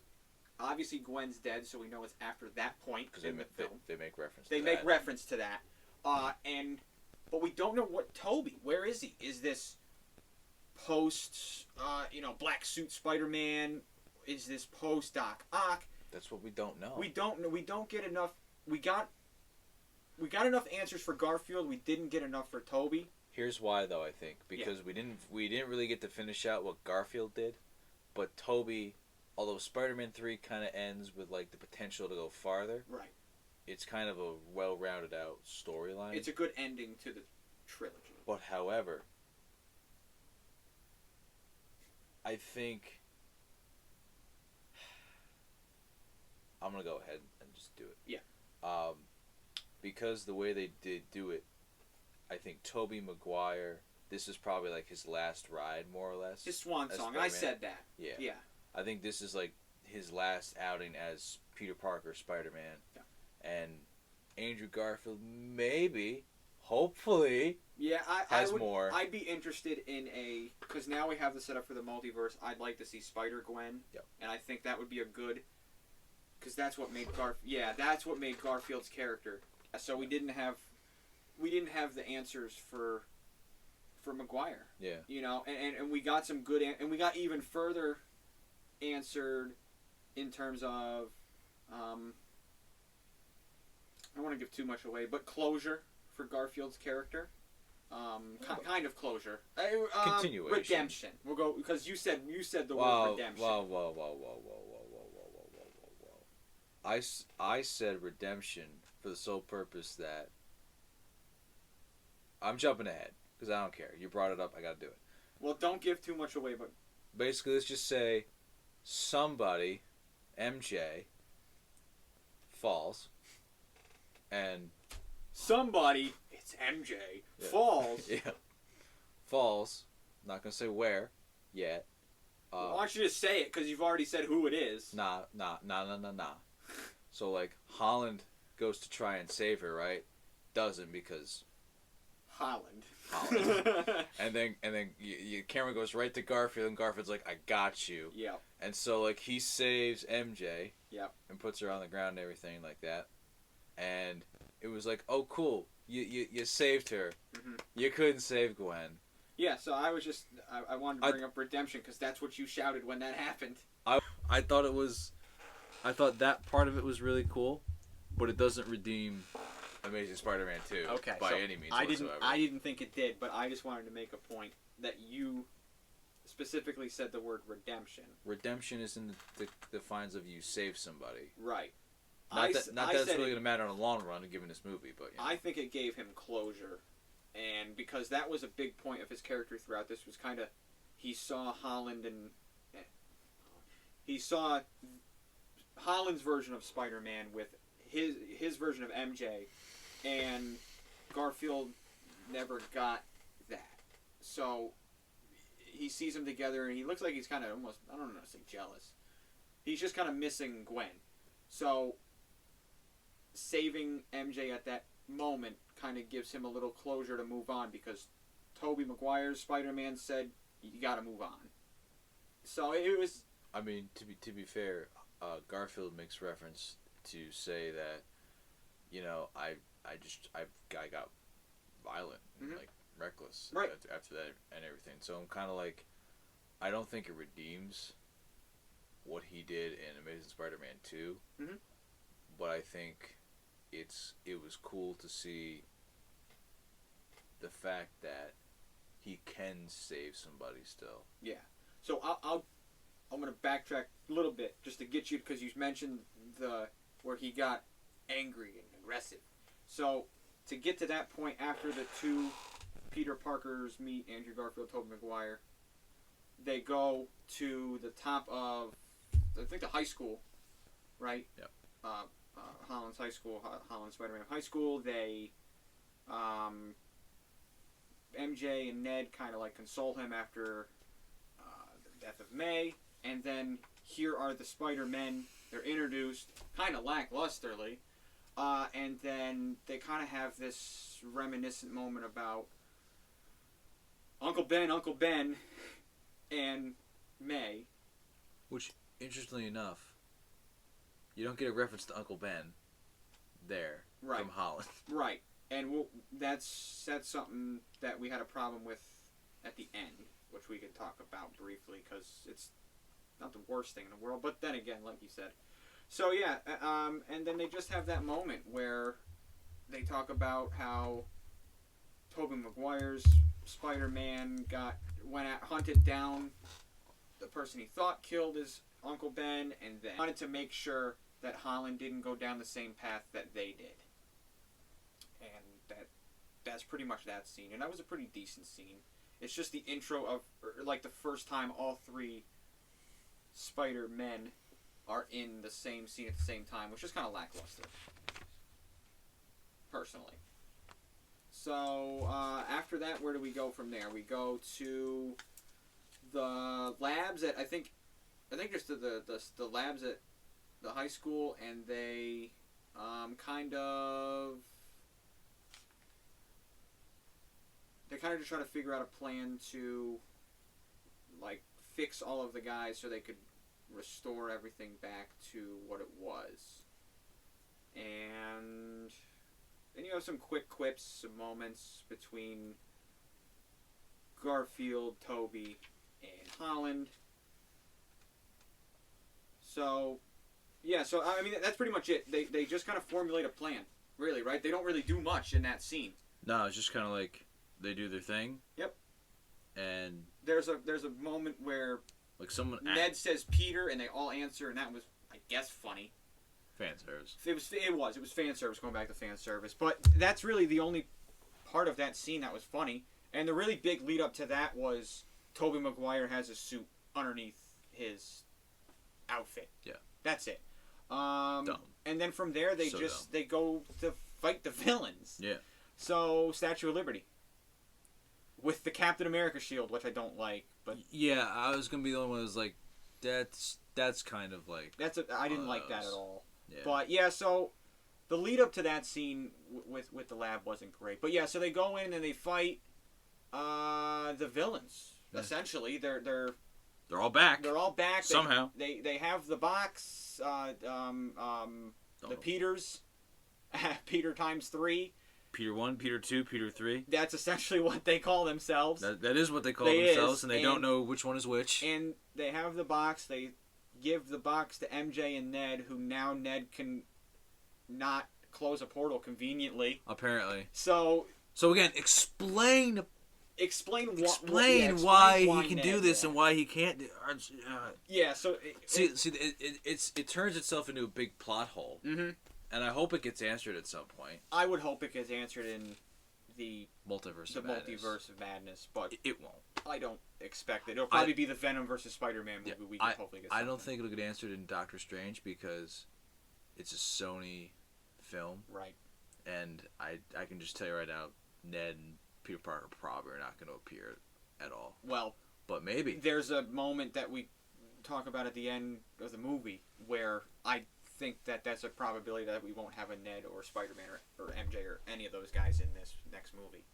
But yeah, so the villains all come back. Connors is there. Cool. He's like one of the first to. But like who was the big entrance guy? The big entrance I think would have been Electro.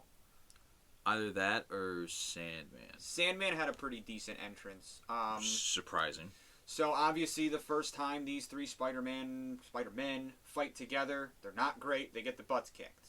They basically all fight the same way, and then they're like, "Oh, well, I don't know how to fight," and then they're just like, "I don't know how to fight as a team." Right. Is the words that I think Maguire delivers, but it's not important because Holland comes back and says, "I've been a part of the team, the Avengers," and Toby goes, "Great, what's the Avengers?" I really like a world where the Avengers don't exist.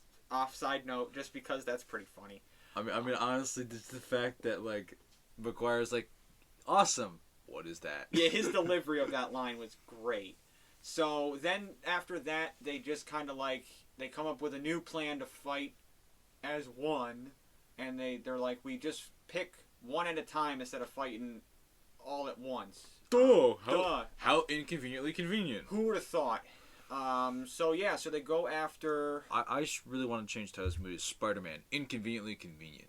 That's a great idea for a title. I concur. Okay. Anyways. So they go after Sandman first, I think. I believe it was Sandman, and then they went for Electro. But then they wound up getting Connors. Yep. And then Goblin. So the fight sequence. Who did we miss? Ock. Oh, we'll that's get to right. that. That's right. We'll get to that. But yeah, so the three fighting together, I thought was pretty cool because they have this one shot and big fan service here. All three Spider-Men in like that pose in front of the moon there. Right. So there's your fan service. There's probably your picture that you're gonna get on the DVD cover. Probably. But they'll probably put that on the back. Probably on the back. But yeah, so they take down one by one. They deliver what was Sandman? Was it kind of his exploded? It was like a smoke screen. Yeah, basically. Connors was he like bit into this vial and then it exploded, wrapped around him, turned him back to normal. Electro was different because Electro was winning. He tried to, I think it was Holland tried to shoot the web and rip the power thing off of his chest. Didn't work. And who shows up to save the day? Colin. Doc Ock. There he is. He's here, and he uses his arms. You think he's gonna. He gets the Spider-Men in his arms, and you think he's gonna fight them, but no. He turns on Electro and rips the thing out. Or no, he doesn't rip it out. He puts the electricity reducer thing on him, and then he's back to normal. Yep. Side note: he has a new costume. Doesn't look. It's not as cool as you think it would be. Yep. So that only leaves Goblin, who Holland fights. Holland Spider-Man fights, and he has that kind of moment where the aggression takes over because obviously he killed Aunt May, and he's punching him. He's kicking his booty, and he picks up the Goblin thing, the thing he flies around on, and he goes to stab him with it, and who stops him? Tobey Maguire. He stops him from becoming the thing that they wanted to, they warned him about, and they don't have a dialogue.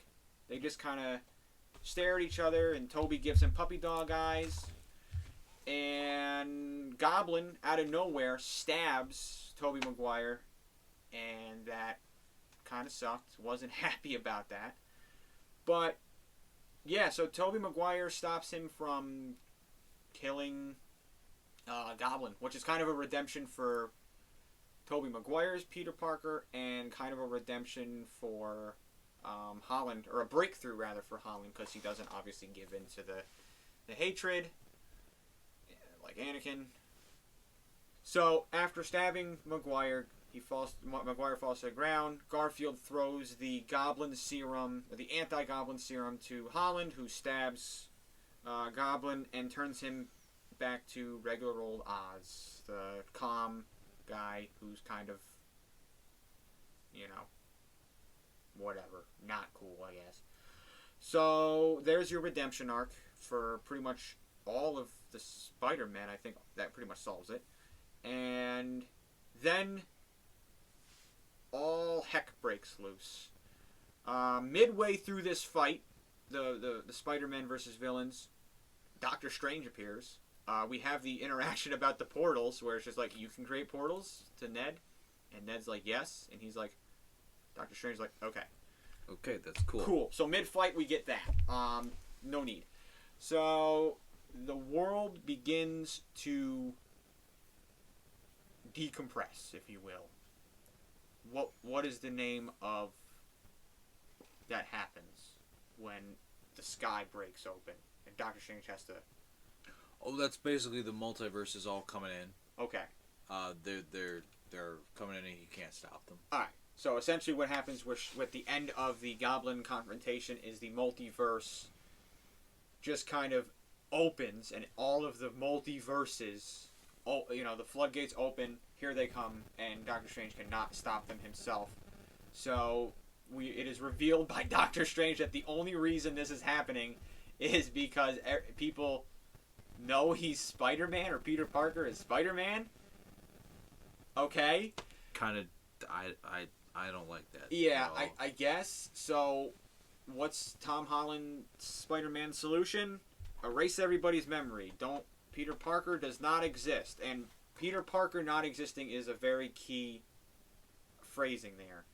So, what essentially Doctor Strange does is just he does the spell that he was originally going to do for forgetting who Spider-Man's identity was, but he just does it for Peter Parker. And Holland's Spider-Man says goodbye to Garfield and Maguire, who just kind of evaporate. Straight up, they're just like they're just Garfield gives a peace sign to Maguire, who Maguire gives one back, and boy, Maguire's too old for that. It just don't hit. But also, the fact that Maguire stays longer. Yeah, he stays longer, which I'm good with because I love my boy Toby. But also, like, you have to remember, Garfield was there for solid 2.5 minutes before Maguire appeared. So technically, Garfield got more screen time. Garfield got more screen time, but in the confrontation at Ned's grandmother's house, Toby Maguire, he webbed up Garfield's web slinging machine. I will literally throw this hat at you. Toby Maguire beat Andrew Garfield to become the greatest Spider-Man of all time. So, yeah, but anyway, that kind of end to those guys is like, now they're here, now they're not. It kind of feels lackluster. Yeah, I mean, like, Holland and Garfield and Maguire kind of had like this hug, and then they evaporated. But then he goes over to MJ and Ned, who, like, know him. Yep. And know who he is. And conveniently, they know him just long enough for him to disappear. Yep. So that's cool. Again, inconveniently convenient. Inconveniently convenient, and MJ's like, you won't remember me, and she's like, oh, make me remember you or whatever, and I'm like, yuck. Okay. Yeah. So yeah. Anyway, that's essentially the end of the movie. It's about as lackluster as I explained it. Yeah, it's kind of not great. I really just. So one of the things I thought about at the end of this movie was the fact that since Strange's spell was basically nobody knows who Peter Parker is. But people know who Spider-Man is. Right. That's important because J. Jonah Jameson he's at a news thing, and he makes it a point of saying, no, nobody knows who this vigilante Spider-Man is. Right. So it becomes relevant. Yes. But just the fact that nobody knows who Peter Parker is, it kind of makes me feel like, well, crap. Is it Andrew Garfield? Is it Toby? Who is Peter Parker? And are those Peter Parkers no longer known? Right. And also just in that context, why was any of the last 2.5 hours relevant? Right. Are we just going to restart a new trilogy with a new origin story? What was the point of the Avengers with bringing Spider-Man in for Civil War? What was the point? What was the point? Apparently they're now all of a sudden just was no point. It was just kind of like, oh hey, you're cool. Let's do that. Let's erase everybody's memory of you and just do it again for more money. So that's what it feels like. Yeah. So I'm just kind of sitting here going what was the point? Why did we sit through this movie? And the answer was Tobey Maguire and Andrew Garfield. I also really enjoy how we made you sit all the way through this podcast just for us to tell you that. Yes. And you're just probably like, well, yeah, now I kind of want to what? Why? Yeah. Exactly. That's how we felt. We were just kind of like, what was the point? Yeah. We had a pretty big build up to our childhood Spider-Man appearing pretty lacklusterly, but it wasn't. I was okay with it. I wasn't. Yeah, he wasn't. I was okay with it. Maybe just because Tobey Maguire was more of a low-key Spider-Man. Not low-key, but low-key. -key. Like low key. Yeah. To open a door. That's correct. But yeah, so that's just me. I like Tobey Maguire's, I'll say swan song. I don't think he's ever coming back. No. So I was good with it, but I honestly. So we went with a big group of people to this movie. They loved it, and they asked Brian and myself what we thought of it. I don't even think you gave a response. I didn't justify it with a response. Yep. And I was just like, I'm not happy. And they're like, why weren't you happy? And I'm like, for reasons that we really shouldn't discuss in the middle of a lobby. Yeah. It was. It wasn't. So here's my thing about Sony. It seems like every time they build up something, they just get too ambitious, and they just ruin it completely. Even Marvel, the MCU in general. So like, just to take Sony's films here. Yeah. Spider-Man 3. It was decent. There was too much going on. But definitely too much going on. Yeah. Amazing Spider-Man 2, way too much going on for that big of a project, because I know they were trying at that point to like honor. I don't know for sure, but I think Spider-Man 3 was originally supposed to be 2 different movies.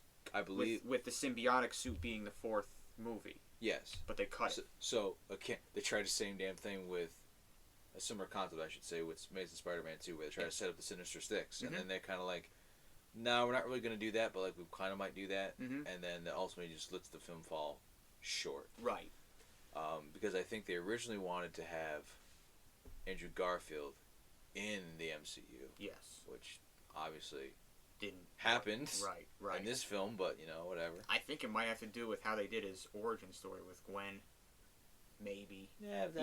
I don't know. It honestly could have just come down to contracts and stuff. Honestly, he wouldn't have just been a kid. Yeah. That's the problem was Amazing Spider-Man 2 didn't perform well, so they were kind of like, well, we need somebody new. Yeah. I mean, because Tobey Maguire A didn't want to do it, and B was too old to be a kid anymore. And like you said, Garfield didn't gross very much, especially the second one. The second one just wasn't great. Yeah, it was a flop, still, I'm good with that movie. I'm good with it until Gwen Stacy dies, because I'm just so tired of the comic book arc. They screwed it up. I'm like, nope, can't do it. I still roast a freaking scene for like 15 minutes after it happens while watching said film. Yeah, but I'm with you. So yeah, I mean, it just, the last thing you see of this film is before post-credit scenes is Peter Parker, Tom Holland walks into I think it's a bakery this time, where MJ works, and obviously Ned's there. They obviously don't know who he is, and they have this. Boy, was that awkward. It's like it's like they're flirting, but like not really. Yeah, it was like flirting, but weird because they're like 17, right?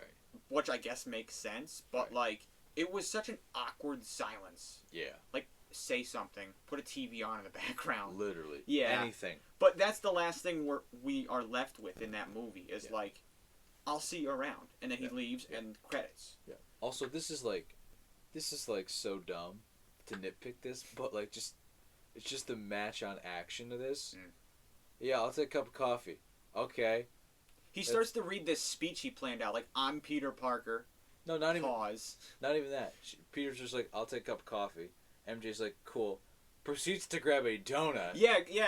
I was like, that's... I turn to you and I go, that's not a coffee. That's not coffee. Like, what's going on here? So, yeah, I didn't get that. Like, that just, like... That just doesn't... So, like, the minute you do that, I'm questioning it and I'm not even paying attention to what's going on in the movie. Right. So, just throwing it out there. Yeah, that right there, I mean, that's the last thing we're seeing. We see. But he goes to the apartment that he gets, and then he, like, puts on a suit and he goes and does, like, some cool tricks. That's it, really. Yeah, but that's not the thing that sticks in my mind. Exactly. You know what I mean? If I hadn't just watched that movie, I would say, yeah, totally ends him just walking out of a coffee shop. Yeah. That's it. And it's just like... Yeah. See, obviously, he did this whole swinging thing from the apartment. He does this new apartment, and he's Rockefeller Center. Yep. There were just plenty of moments in this movie where it's just like, if I hadn't just saw this movie, I would have forgotten about it. Connors. Facts. I just saw the movie and I forgot about him, and that's just goes to say that I was literally like Connors, and you were like, who? Oh. Yeah, I legitimately forgot he was in this movie, yep. And I think, like you said, it was just too ambitious. Yep. There was too much fan service. They wanted to get all the villains from every movie in, and it just didn't work. Too ambitious of a project. They didn't even get every villain in because they were missing the symbiotic suit from Spider-Man 3. What else were they missing? Well, it wasn't a good movie. Yeah. Facts. But yeah, I mean, you know. I mean, they could have brought in Venom. Oh, well. Oh, wow. All right. All right, so let's get in. Yeah, let's get into the post. Mid credit. It was mid credit scene. Mid credit scene. It was Tom Hardy in a bar. Yep. As Eddie Brock. With Venom. And he had some interactions with Venom and some bartender. I don't know the relevance of the bartender. Well, the relevance of the bartender is somebody to talk to. No, so Let There Be Carnage. The end credit scene is he was transported to like this foreign country, I guess. And so now I guess this scene just shows him at the bar because that scene, Carnage was just him in a hotel room. So this would have been post blip.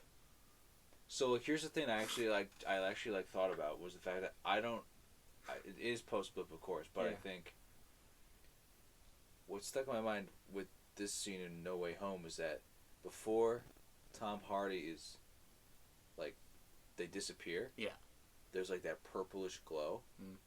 That's not actually a blip. You wanna know what that is? That's Strange with his spell fixing the multiverse and doing the spell where nobody knows who Peter Parker is. Got it.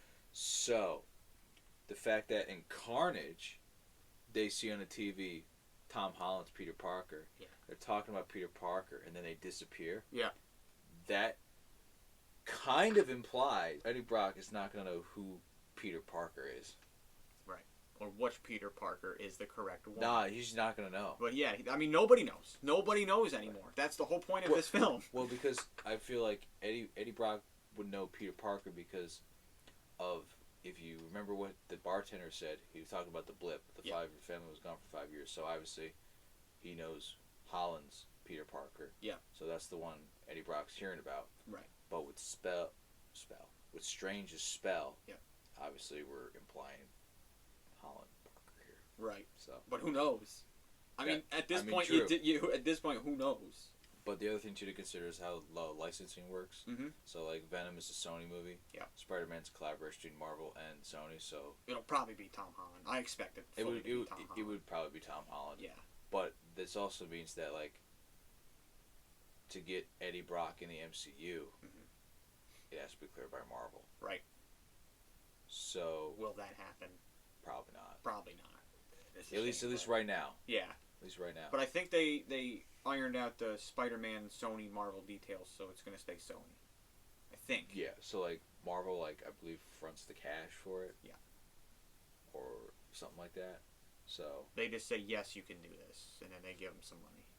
Basically. Yeah, which is cool, I guess. Yeah. But then after that, we have a post-credits scene, which is not even also literally post-credits. It's not even a scene, by the way. By the way, so like these two like credit scenes have nothing to do with Spider-Man, like low key.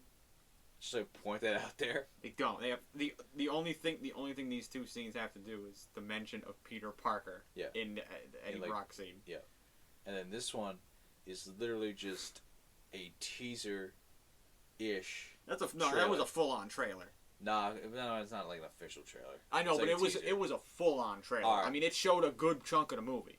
Right. All right. Well, post credits right at the end. Build up for Doctor Strange 2. I'm not excited about it. I'll see it to see the tie-ins with WandaVision. Yeah. I mean, honestly, I just don't see Doctor Strange as like a solo.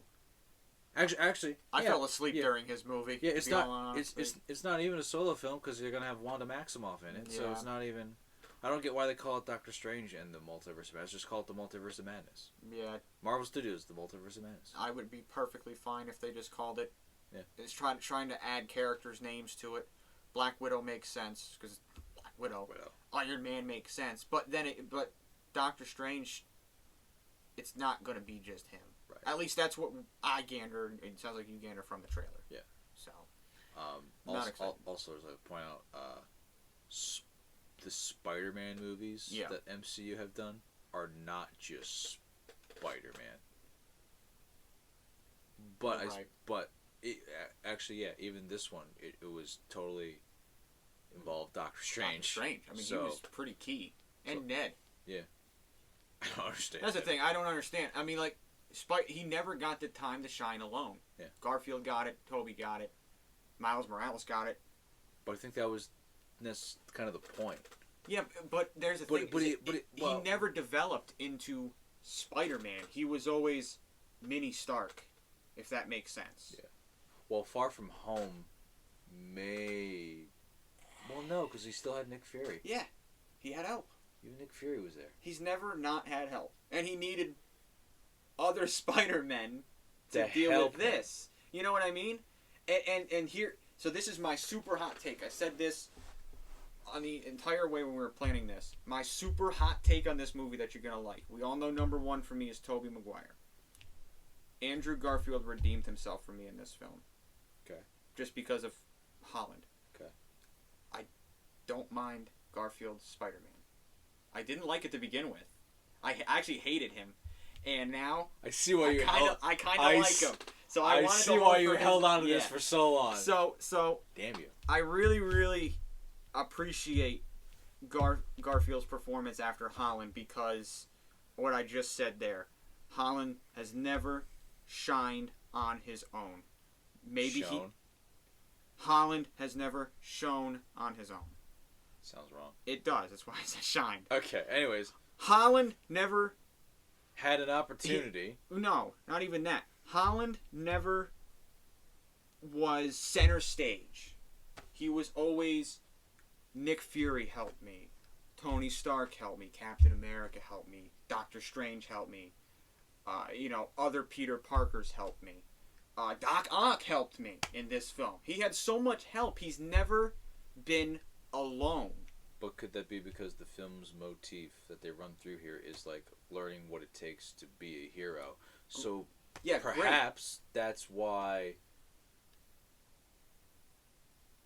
That's why May had to die. Ooh, but wait, no. Here, listen to this. Yeah. Perhaps this is why Peter said, "Cast that spell so no one knows who I am, so I get a fresh start." Yeah. It is possible. And I hope that would be, honestly, that would be stupid. It would be, but it would probably make more sense than whatever this film was. Oh my. But here's the thing, right? And this is another reason my hot take is so good. Why I like Garfield. He grew up. Tobey Maguire grew up. Tom Holland has never grown up. Well, it doesn't necessarily help the fact that like it's a year more or less in time.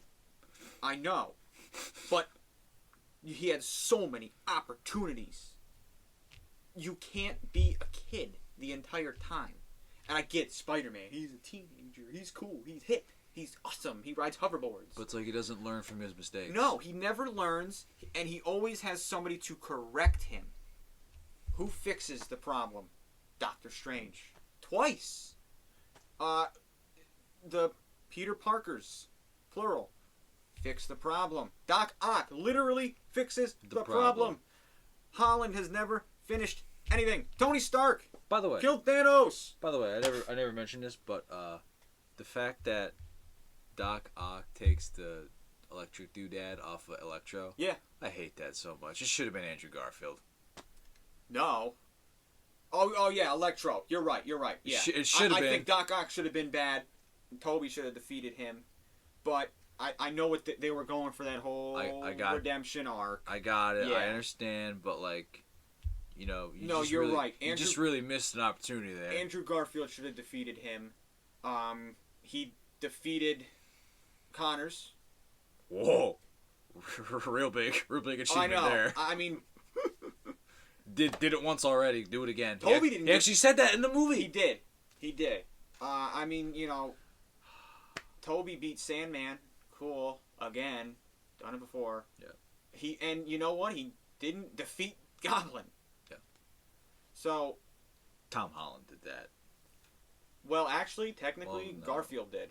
Yeah. Technically, fair. Because he threw him the serum. Fair enough. Technically. But yeah, you're right. Holland came up with the serum, but. Yeah. I don't know. I don't like Holland's development, and that's my biggest thing coming out of that movie. Was my hot take of. Garfield's now my number two favorite Spider-Man, just because. I also just really think Holland never grew up. Yeah. He didn't like. We always got that scene with Spider-Man, and it was usually Uncle Ben dying, And you would think with Tony Stark's death, that would be Holland's adult moment, because that would be essentially his Uncle Ben. But no. But no, he's a little kid still. In fact, Uncle Ben just like. Oh yeah, so the tombstone at the end with Aunt May. Yeah. There's no Uncle Ben. Right before they show like Holland is putting a rose. Looking at the stone. You don't get to see what's on the stone yet, and I go, this better have Uncle Ben's name on it. It did not. Spoiler. Yeah, that pissed me off. Yeah, I was not excited or happy. That irritated me. Yeah, we were not thrilled. It would have been, with all the fan service this film gave us, I would have taken that. I would have been like, all right. I'm okay. I'm okay with this. Uncle Ben is in this universe. Right. Not. Nope. It really irritated me. Yeah, I wasn't thrilled about that. So a lot of these things are very small, but they add up to a lot. It comes back to just plot holes. Yeah. Just there's so many of them. Yeah. And I think the biggest, like we said, that you can't ignore is Ned. Why? Why? Why Ned? And it's not like why Ned, but why Ned? Because it's like he is just a dude. Yeah. Essentially. Basically. And now he's like this sorcerer because he's got a ring. Sweet. Can MJ do that if she has the ring? Cool. Like, could I do that if I had the ring? Like, honestly. And it's not like he was making, like, super precise spell movements. He was just moving his hands around like he was Mr. Miyagi. Wax on, wax off. Yeah. Like, that's the biggest plot hole that I can't forgive in this film. It's just the reliability on this character. And just the fact that... It was Finn 2.0. Yeah. Sorry to give you Vietnam flashbacks. Sorry, Finn. Not really. You suck. So, like, just the fact that, like, that's a pretty big moment. The fact that, like, you're bringing in Garfield and Maguire with this guy, and you're not even gonna bother to explain the fact that he can just magically do this, and it just makes sense. I mean, cool, man. Like, could Peter Parker, like Holland Spider-Man, could he have done that if he had the probably ring? I mean, I don't see why if anybody couldn't do it. If they explain this with like a single line, first off, shame on them. Second of all, I completely missed it. Yep. I didn't hear any kind of reference as to why, unless we missed it when somebody was yelling, which is a possibility. It is a possibility. But I think there would have been a reaction after that. It also shouldn't have been just like one line if it was. Yeah, I mean, maybe he's a descendant of Doctor Strange's assistant there, or I guess he's not an assistant anymore. He's the big cheese. Yeah. But the head sorcerer, or whatever they called him. But yeah, I swear, if that gets explained at some point, if Ned gets a solo movie, I would laugh. I'll watch it and make fun of it for 3 months. Yeah. But yeah, but like if that could just like get explained, that'd be great. I mean, or maybe I'm just dumb and like that's like something I should know from the comics, and I'm just like, oh yeah, I mean I guess, but obviously then you didn't adapt it faithfully, so right. It's and another so problem. They forgot who Peter Parker was, but Ned totally remembers that he's a wizard. Yeah. Okay. Fantastic. Is he gonna go to Hogwarts instead of MIT? Can he do that now? Actually, the fact that like he forgot who Peter Parker was, like, is that still a thing? Yeah, thing? Was like the motivation to find his friend Peter Parker, was that the reason he could use it? Right. Because I will even take that explanation. Right. Again, it just leads me to really question, why did I sit through this 2.5 hour movie if like everything I saw just is completely retconned? Because Andrew Garfield and Tobey Maguire. So did they literally just make this movie just to the fact that Andrew Garfield and Tobey Maguire come back? Yes. Well, just I'm pretty confident that's why. Honestly, I'm pretty confident that like. Because why else would you erase everybody's memory at the end and essentially undo everything you've built up for this character? Greater part of the MCU. Well, let's not go that far. Greater part of the MCU is Guardians of the Galaxy Volume 10 coming out soon. Just release them all in one shot, because I could always use more Chris Pratt in my life. I could always just use more like good music from the 60s and 70s and 80s. Yeah, great soundtracks, but let's not go that Yeah. off tangent. But yeah, so I think the best thing I'm left with from this film is that Tobey Maguire. no, you're really gonna like this because Okay, this right. kind of brings You have my attention. everything full circle. You have my attention. That scene where Toby's stabbed and Andrew's kind of holding him up and they're standing side by side. I'm like, that's our childhood. Like my Spider-Man, your Spider-Man, and Holland's not on screen the way I like it. I think that was my favorite part, was just to see like childhoods connect. Okay. You know what I mean? Yeah, because I mean, like, there are people who are, it's unfortunate for them, but they're growing up with Holland, and it's kind of like, well, that's really unfortunate for you. Yeah, I mean, because there's only a couple years gap between us, but we grew up with two different Spider-Men. Like I said, Yeah. It's crazy how different that age gap. Well, like I got Revenge of the Sith in theaters, theatrical release, day of, Yep. and you got Force Awakens was your first. So mine was. Ew. Yeah, I know. Mine was good. Yours was Well, not great. Abrams. Enough said. Yep. But yeah, so that is probably my favorite moment from the film. Is just like the film wasn't good, but it hit my heart. Like it was like there were some good moments. that's what I need. Yeah. Like I'm hoping I get the same thing because they're making the movie with the White Ranger there. From the original Mighty Morphin Power Rangers, the guy's coming back. Nice. And I don't know how I feel about it because the trailer didn't look great. Trailer's But a I'd good like one. it to hit my nostalgia. Gotcha. But yeah, that's what hit me. So Gotcha. So like Andrew Garfield's number 2. nice. So like for me, I mean, there were two moments that like really stand out to me.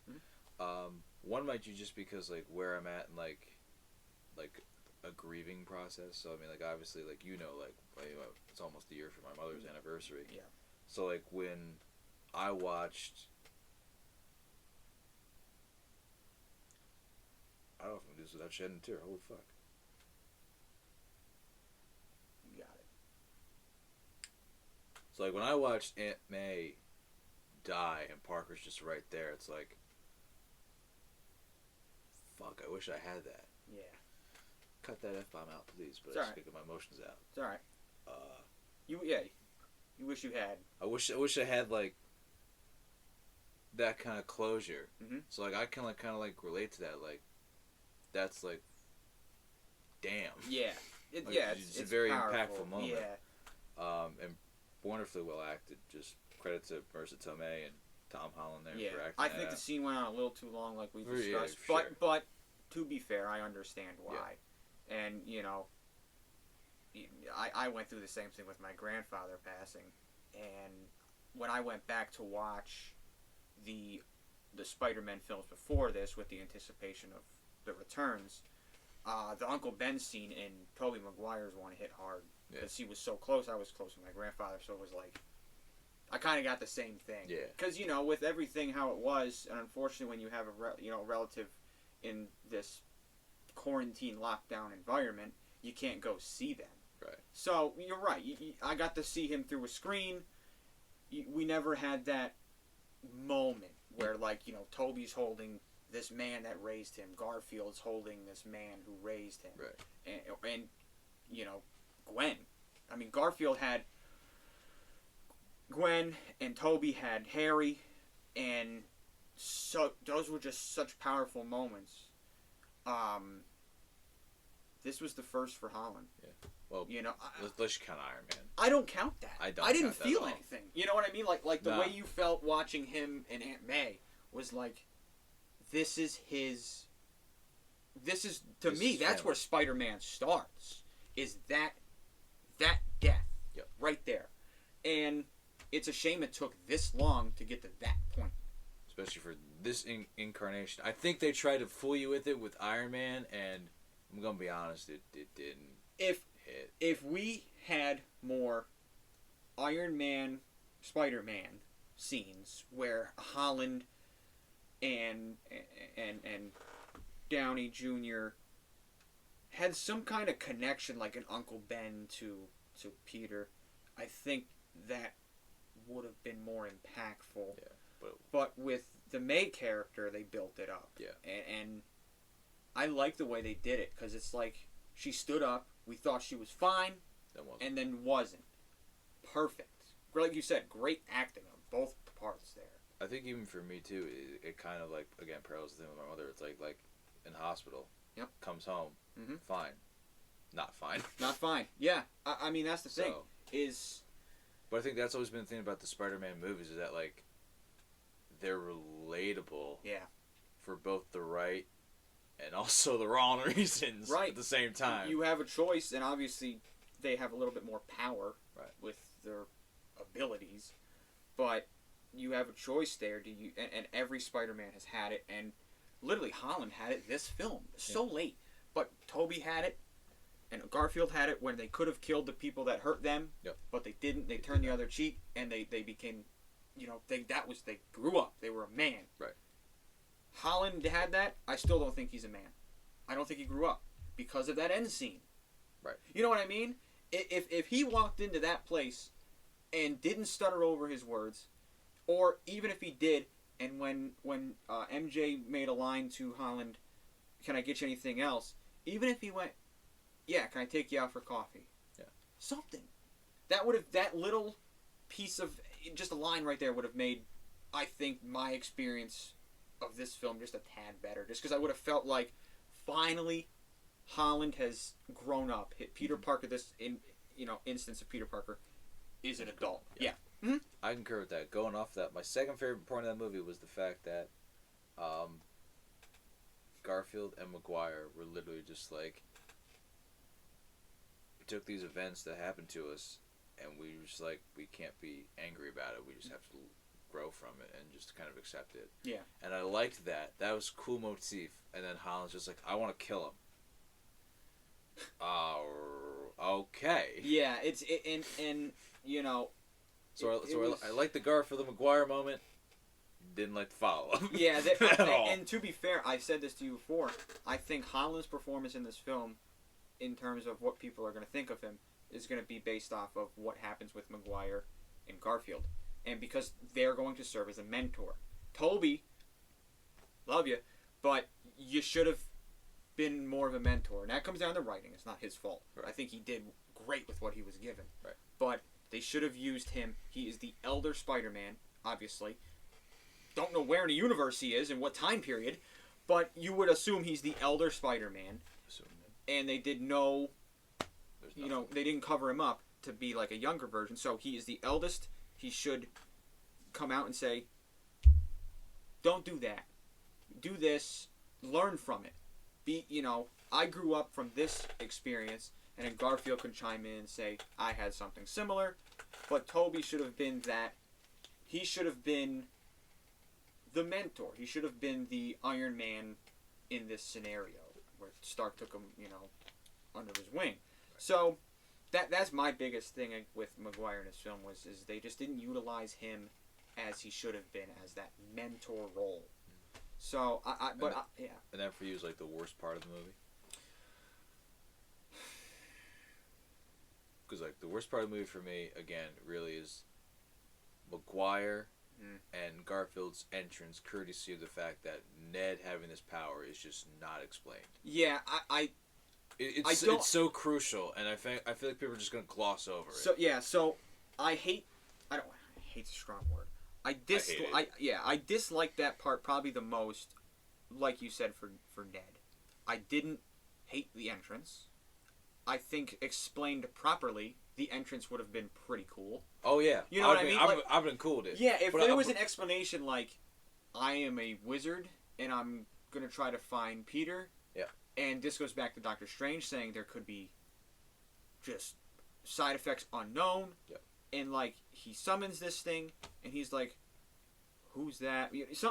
I needed something. It's just an explanation as to, you just randomly created a portal. Yeah. And so he opened the portal to Andrew Garfield 3 times, and Garfield was just like, he looked, it went away. He's like, okay. So it opened again. He looked, and it went away. And the third time he looked, and it stayed open. So, just thinking of Garfield's Spider-Man in that current moment, he would have had to been like, why is there portals opening around me? Like it's like he didn't he's like, it's almost like there were different things going on in their universe as well. Like, and that goes back to what was going on at the time. And nobody like answers that question, and I just feel like it was. And why? To quote Deadpool, that's just lazy writing. That's just lazy writing. Yeah. And why does Tobey Maguire know about what's going on? Right. Nobody answers that. Nobody answers that. I would have really preferred something. As we continue to break down this scene, the entrances were cool, but it's like the way it was done is just so poor like it's just. Yeah, and it's like I was okay and enjoyed myself and had a good time as much as I had problems with the movie. Yeah. But that right there was just like, ugh. How did you screw this up? Yeah. This is like the one thing you only had to do right. You could have done so many things and people would have been happy with the introduction of these characters, and you went with the one thing that didn't make me happy. No. You know, like I liked. Even if you were like, MJ can do it, I'd probably been like, well, how? I don't really care, but like the fact that you're just like, because she's like, if you would have been like, she's like Spider Girl, I'd been like, word. Okay. Word. Give me that movie. But she can use magic. It's like complicated. Be like, but at least it would have. I'd have been like, word. Give me that movie later. Yeah. Let me just see my boys come out though. Yeah. I mean, if she made it happen, like even if it was fueled by some kind of emotion. Yeah. Like that would have been fine. But the fact that it's just like it's dead. It's just like I wish I could see. And then it was like blip portal gone, and then MJ's like, do it again, and he tries to do it again. I wish I could see does it again. Yeah, it's.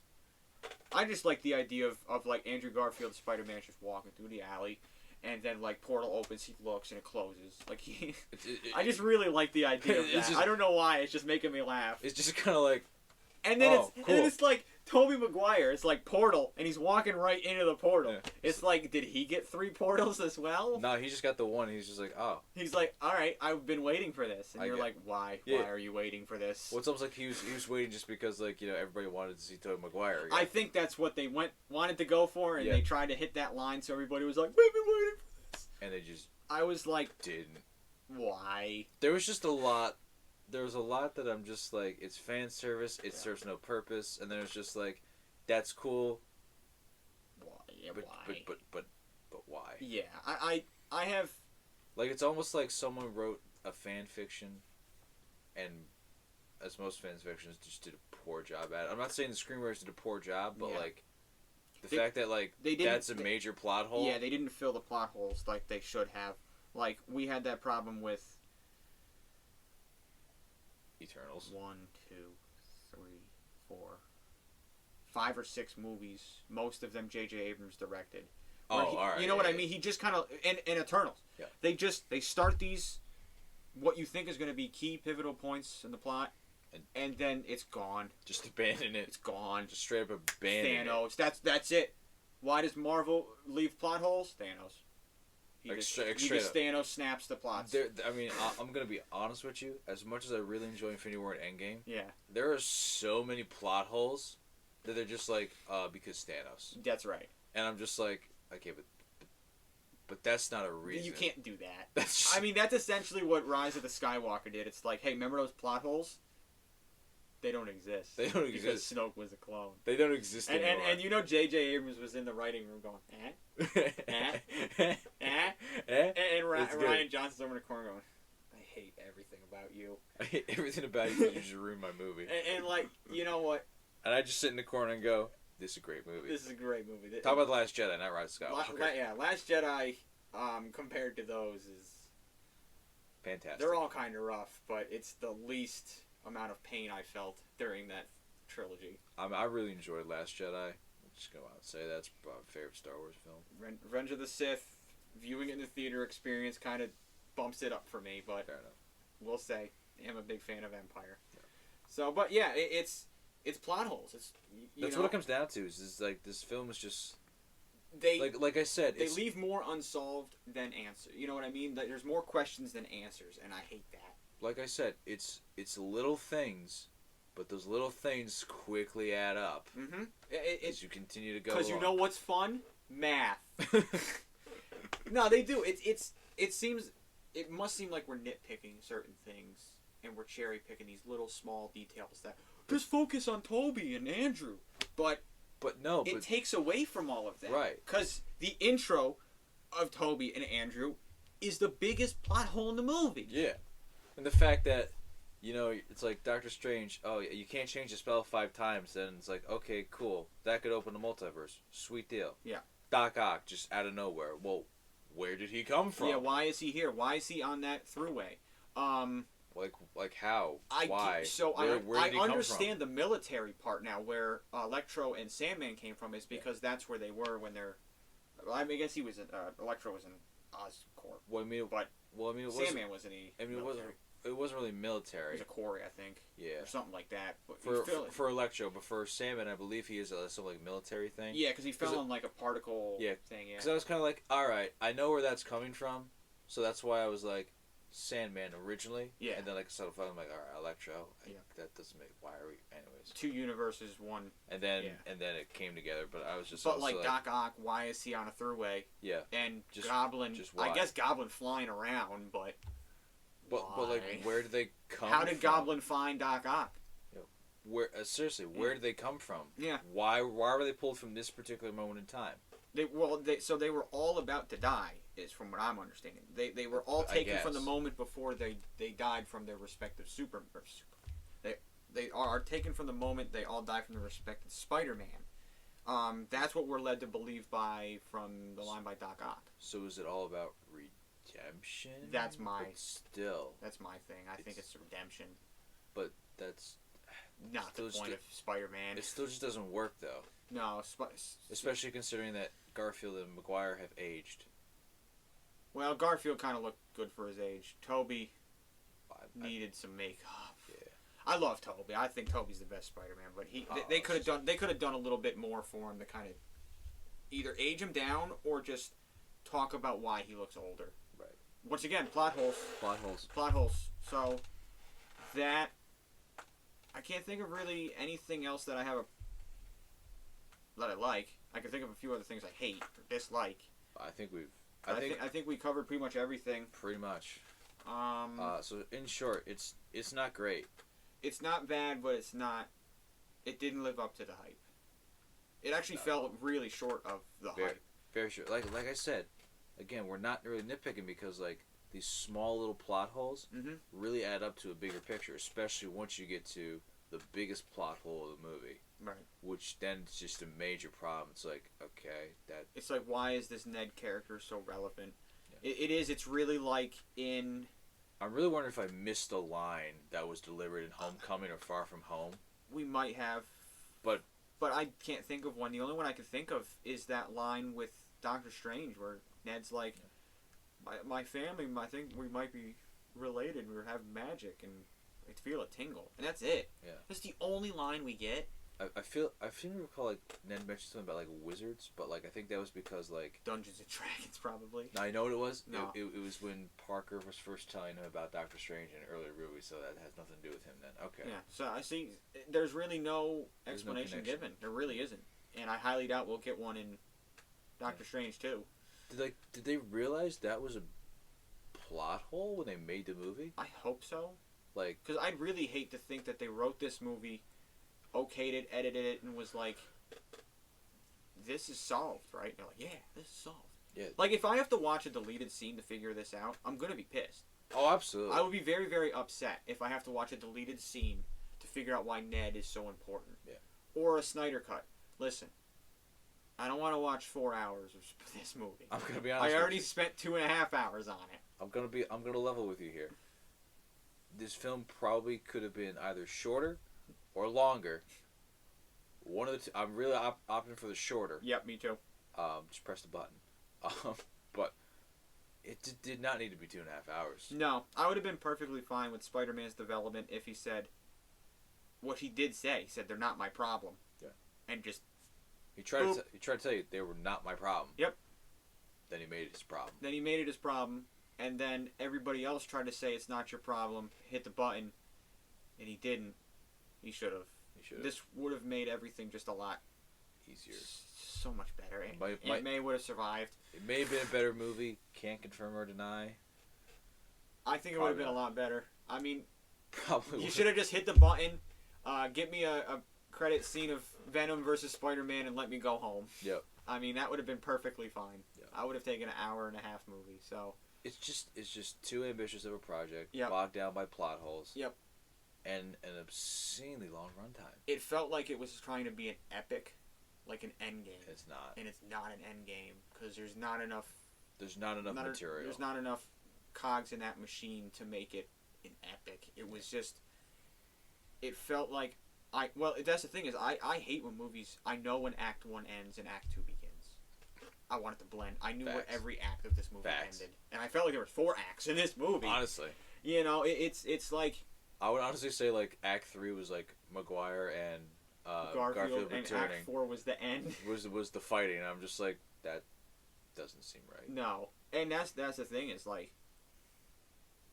Any entrance of Garfield and Maguire would have been better if Garfield was just like was swinging through New York and all of a sudden a portal opened and he was swinging through the other New York and they somehow showed the switch in New York's. That would have been cool. That'd been cool. Then he'd been confused. And then Tobey Maguire's just kind of walking around, or maybe he's taking pictures for the Daily Bugle, and then he's in a portal or something like that happens where he's now somewhere else and he's confused and they're lost and trying to figure out where they are, and then they see Spider-Man and they're like, "That's me." So that there's a way that they could have made their entrance 10 times better. Yeah, or like just straight up, just like Garfield swinging around New York City, but it's Peter Parker's New York City. Peter Parker, Holland. Like Holland. Okay. I thought it was. I know. I thought it was clear, but apparently it wasn't it's clear. kind of like the movie where it's like Peter. Yes. Yes. Oh, I'm sorry. Did you mean him? I'm sorry. Peter Parker. That's still all of us. That was pretty fun. I will say, I did enjoy those moments. Peter Parker. That's still us. Yeah. No, but you were saying with the swinging, and he was in Holland's. Yeah. So like that would have been cool. They'd be like because he would have just magically appeared like everybody else. Mm-hmm. And I've been like, it's neat. Yeah. Because now I'm wondering like, what about Toby? No. How about how did the villains get here? Did they come by portals? Did they not come by portals? That's true. Were they just there? That's true. What happened? I'd like to know. Yeah. Also, how did they get there? Was it the little Vappy thing and they just showed up? See, I don't know. So that's another plot hole. I could make an assumption that like Garfield and Toby disappeared at the end. That's how they got there, the villains. But you shouldn't have to make that. Right. It should have been explained by Doctor Strange, the dude that did it. Right. But yeah, I mean, I don't get it. There's just so much things they could have done with the entrance of those 2 characters there. I do like that they talked about the origin of the webs. Yeah. That little scene, they had a scene on the Statue of Liberty for the main fight. That's cool. So, Garfield had the little interaction there with how do you make your webs? The webs come out of other places. I thought that was pretty funny. But, yeah, that was Holland who said that. Oh, that was Holland? That was Holland who said that. That seemed like a Holland line, honestly, yeah. But, yeah, it's pretty cool that they did touch upon that. And it was pretty funny when Garfield and Maguire had they had a skirmish. I wouldn't call it a fight.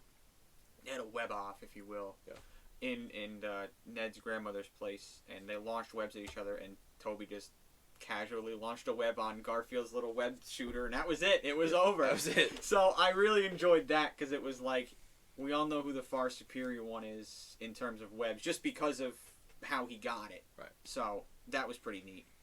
But yeah, I mean, we had some good moments between our guys, but that's it. Yeah, so that's it. I mean, that pretty much closes it out. Final verdict. Out of 10, preferably. I guess I should go first, eh?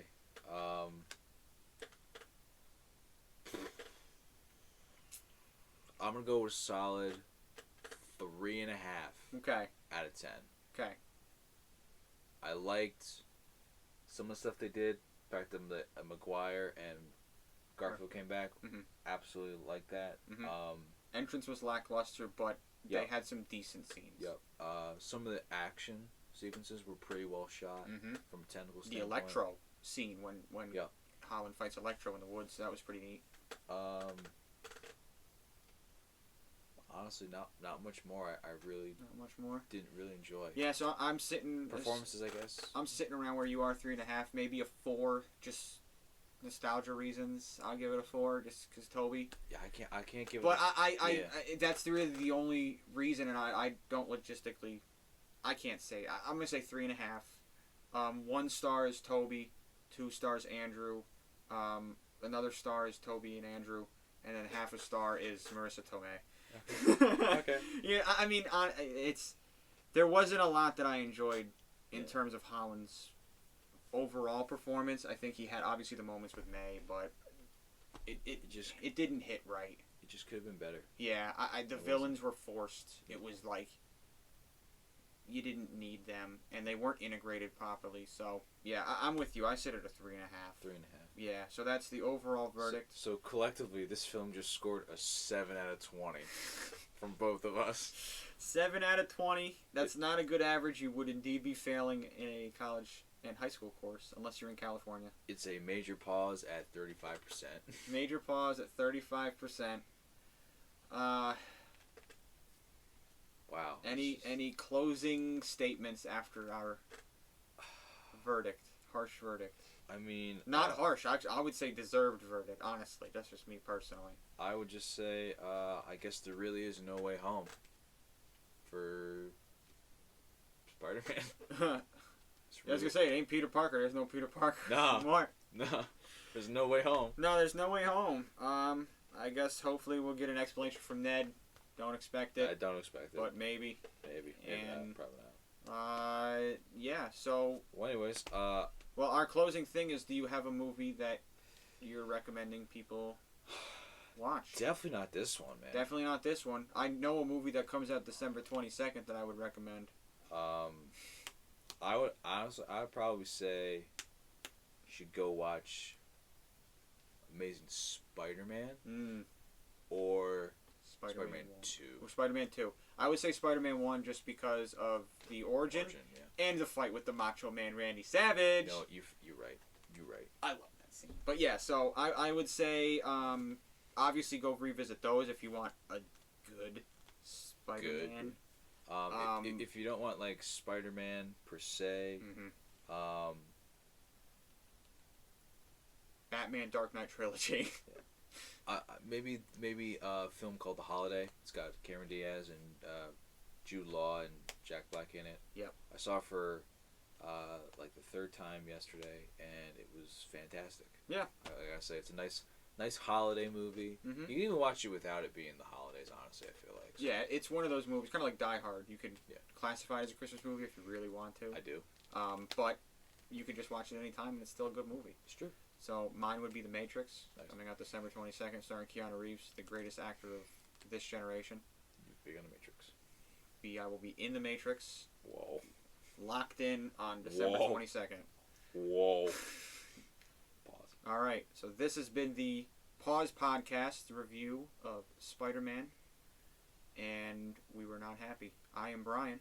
I am Colin, and this was Spider-Man No Way Home. You're listening to the Pause Podcast. We'll see you next time. Yes, also doesn't deserve a subtitle. Bye-bye.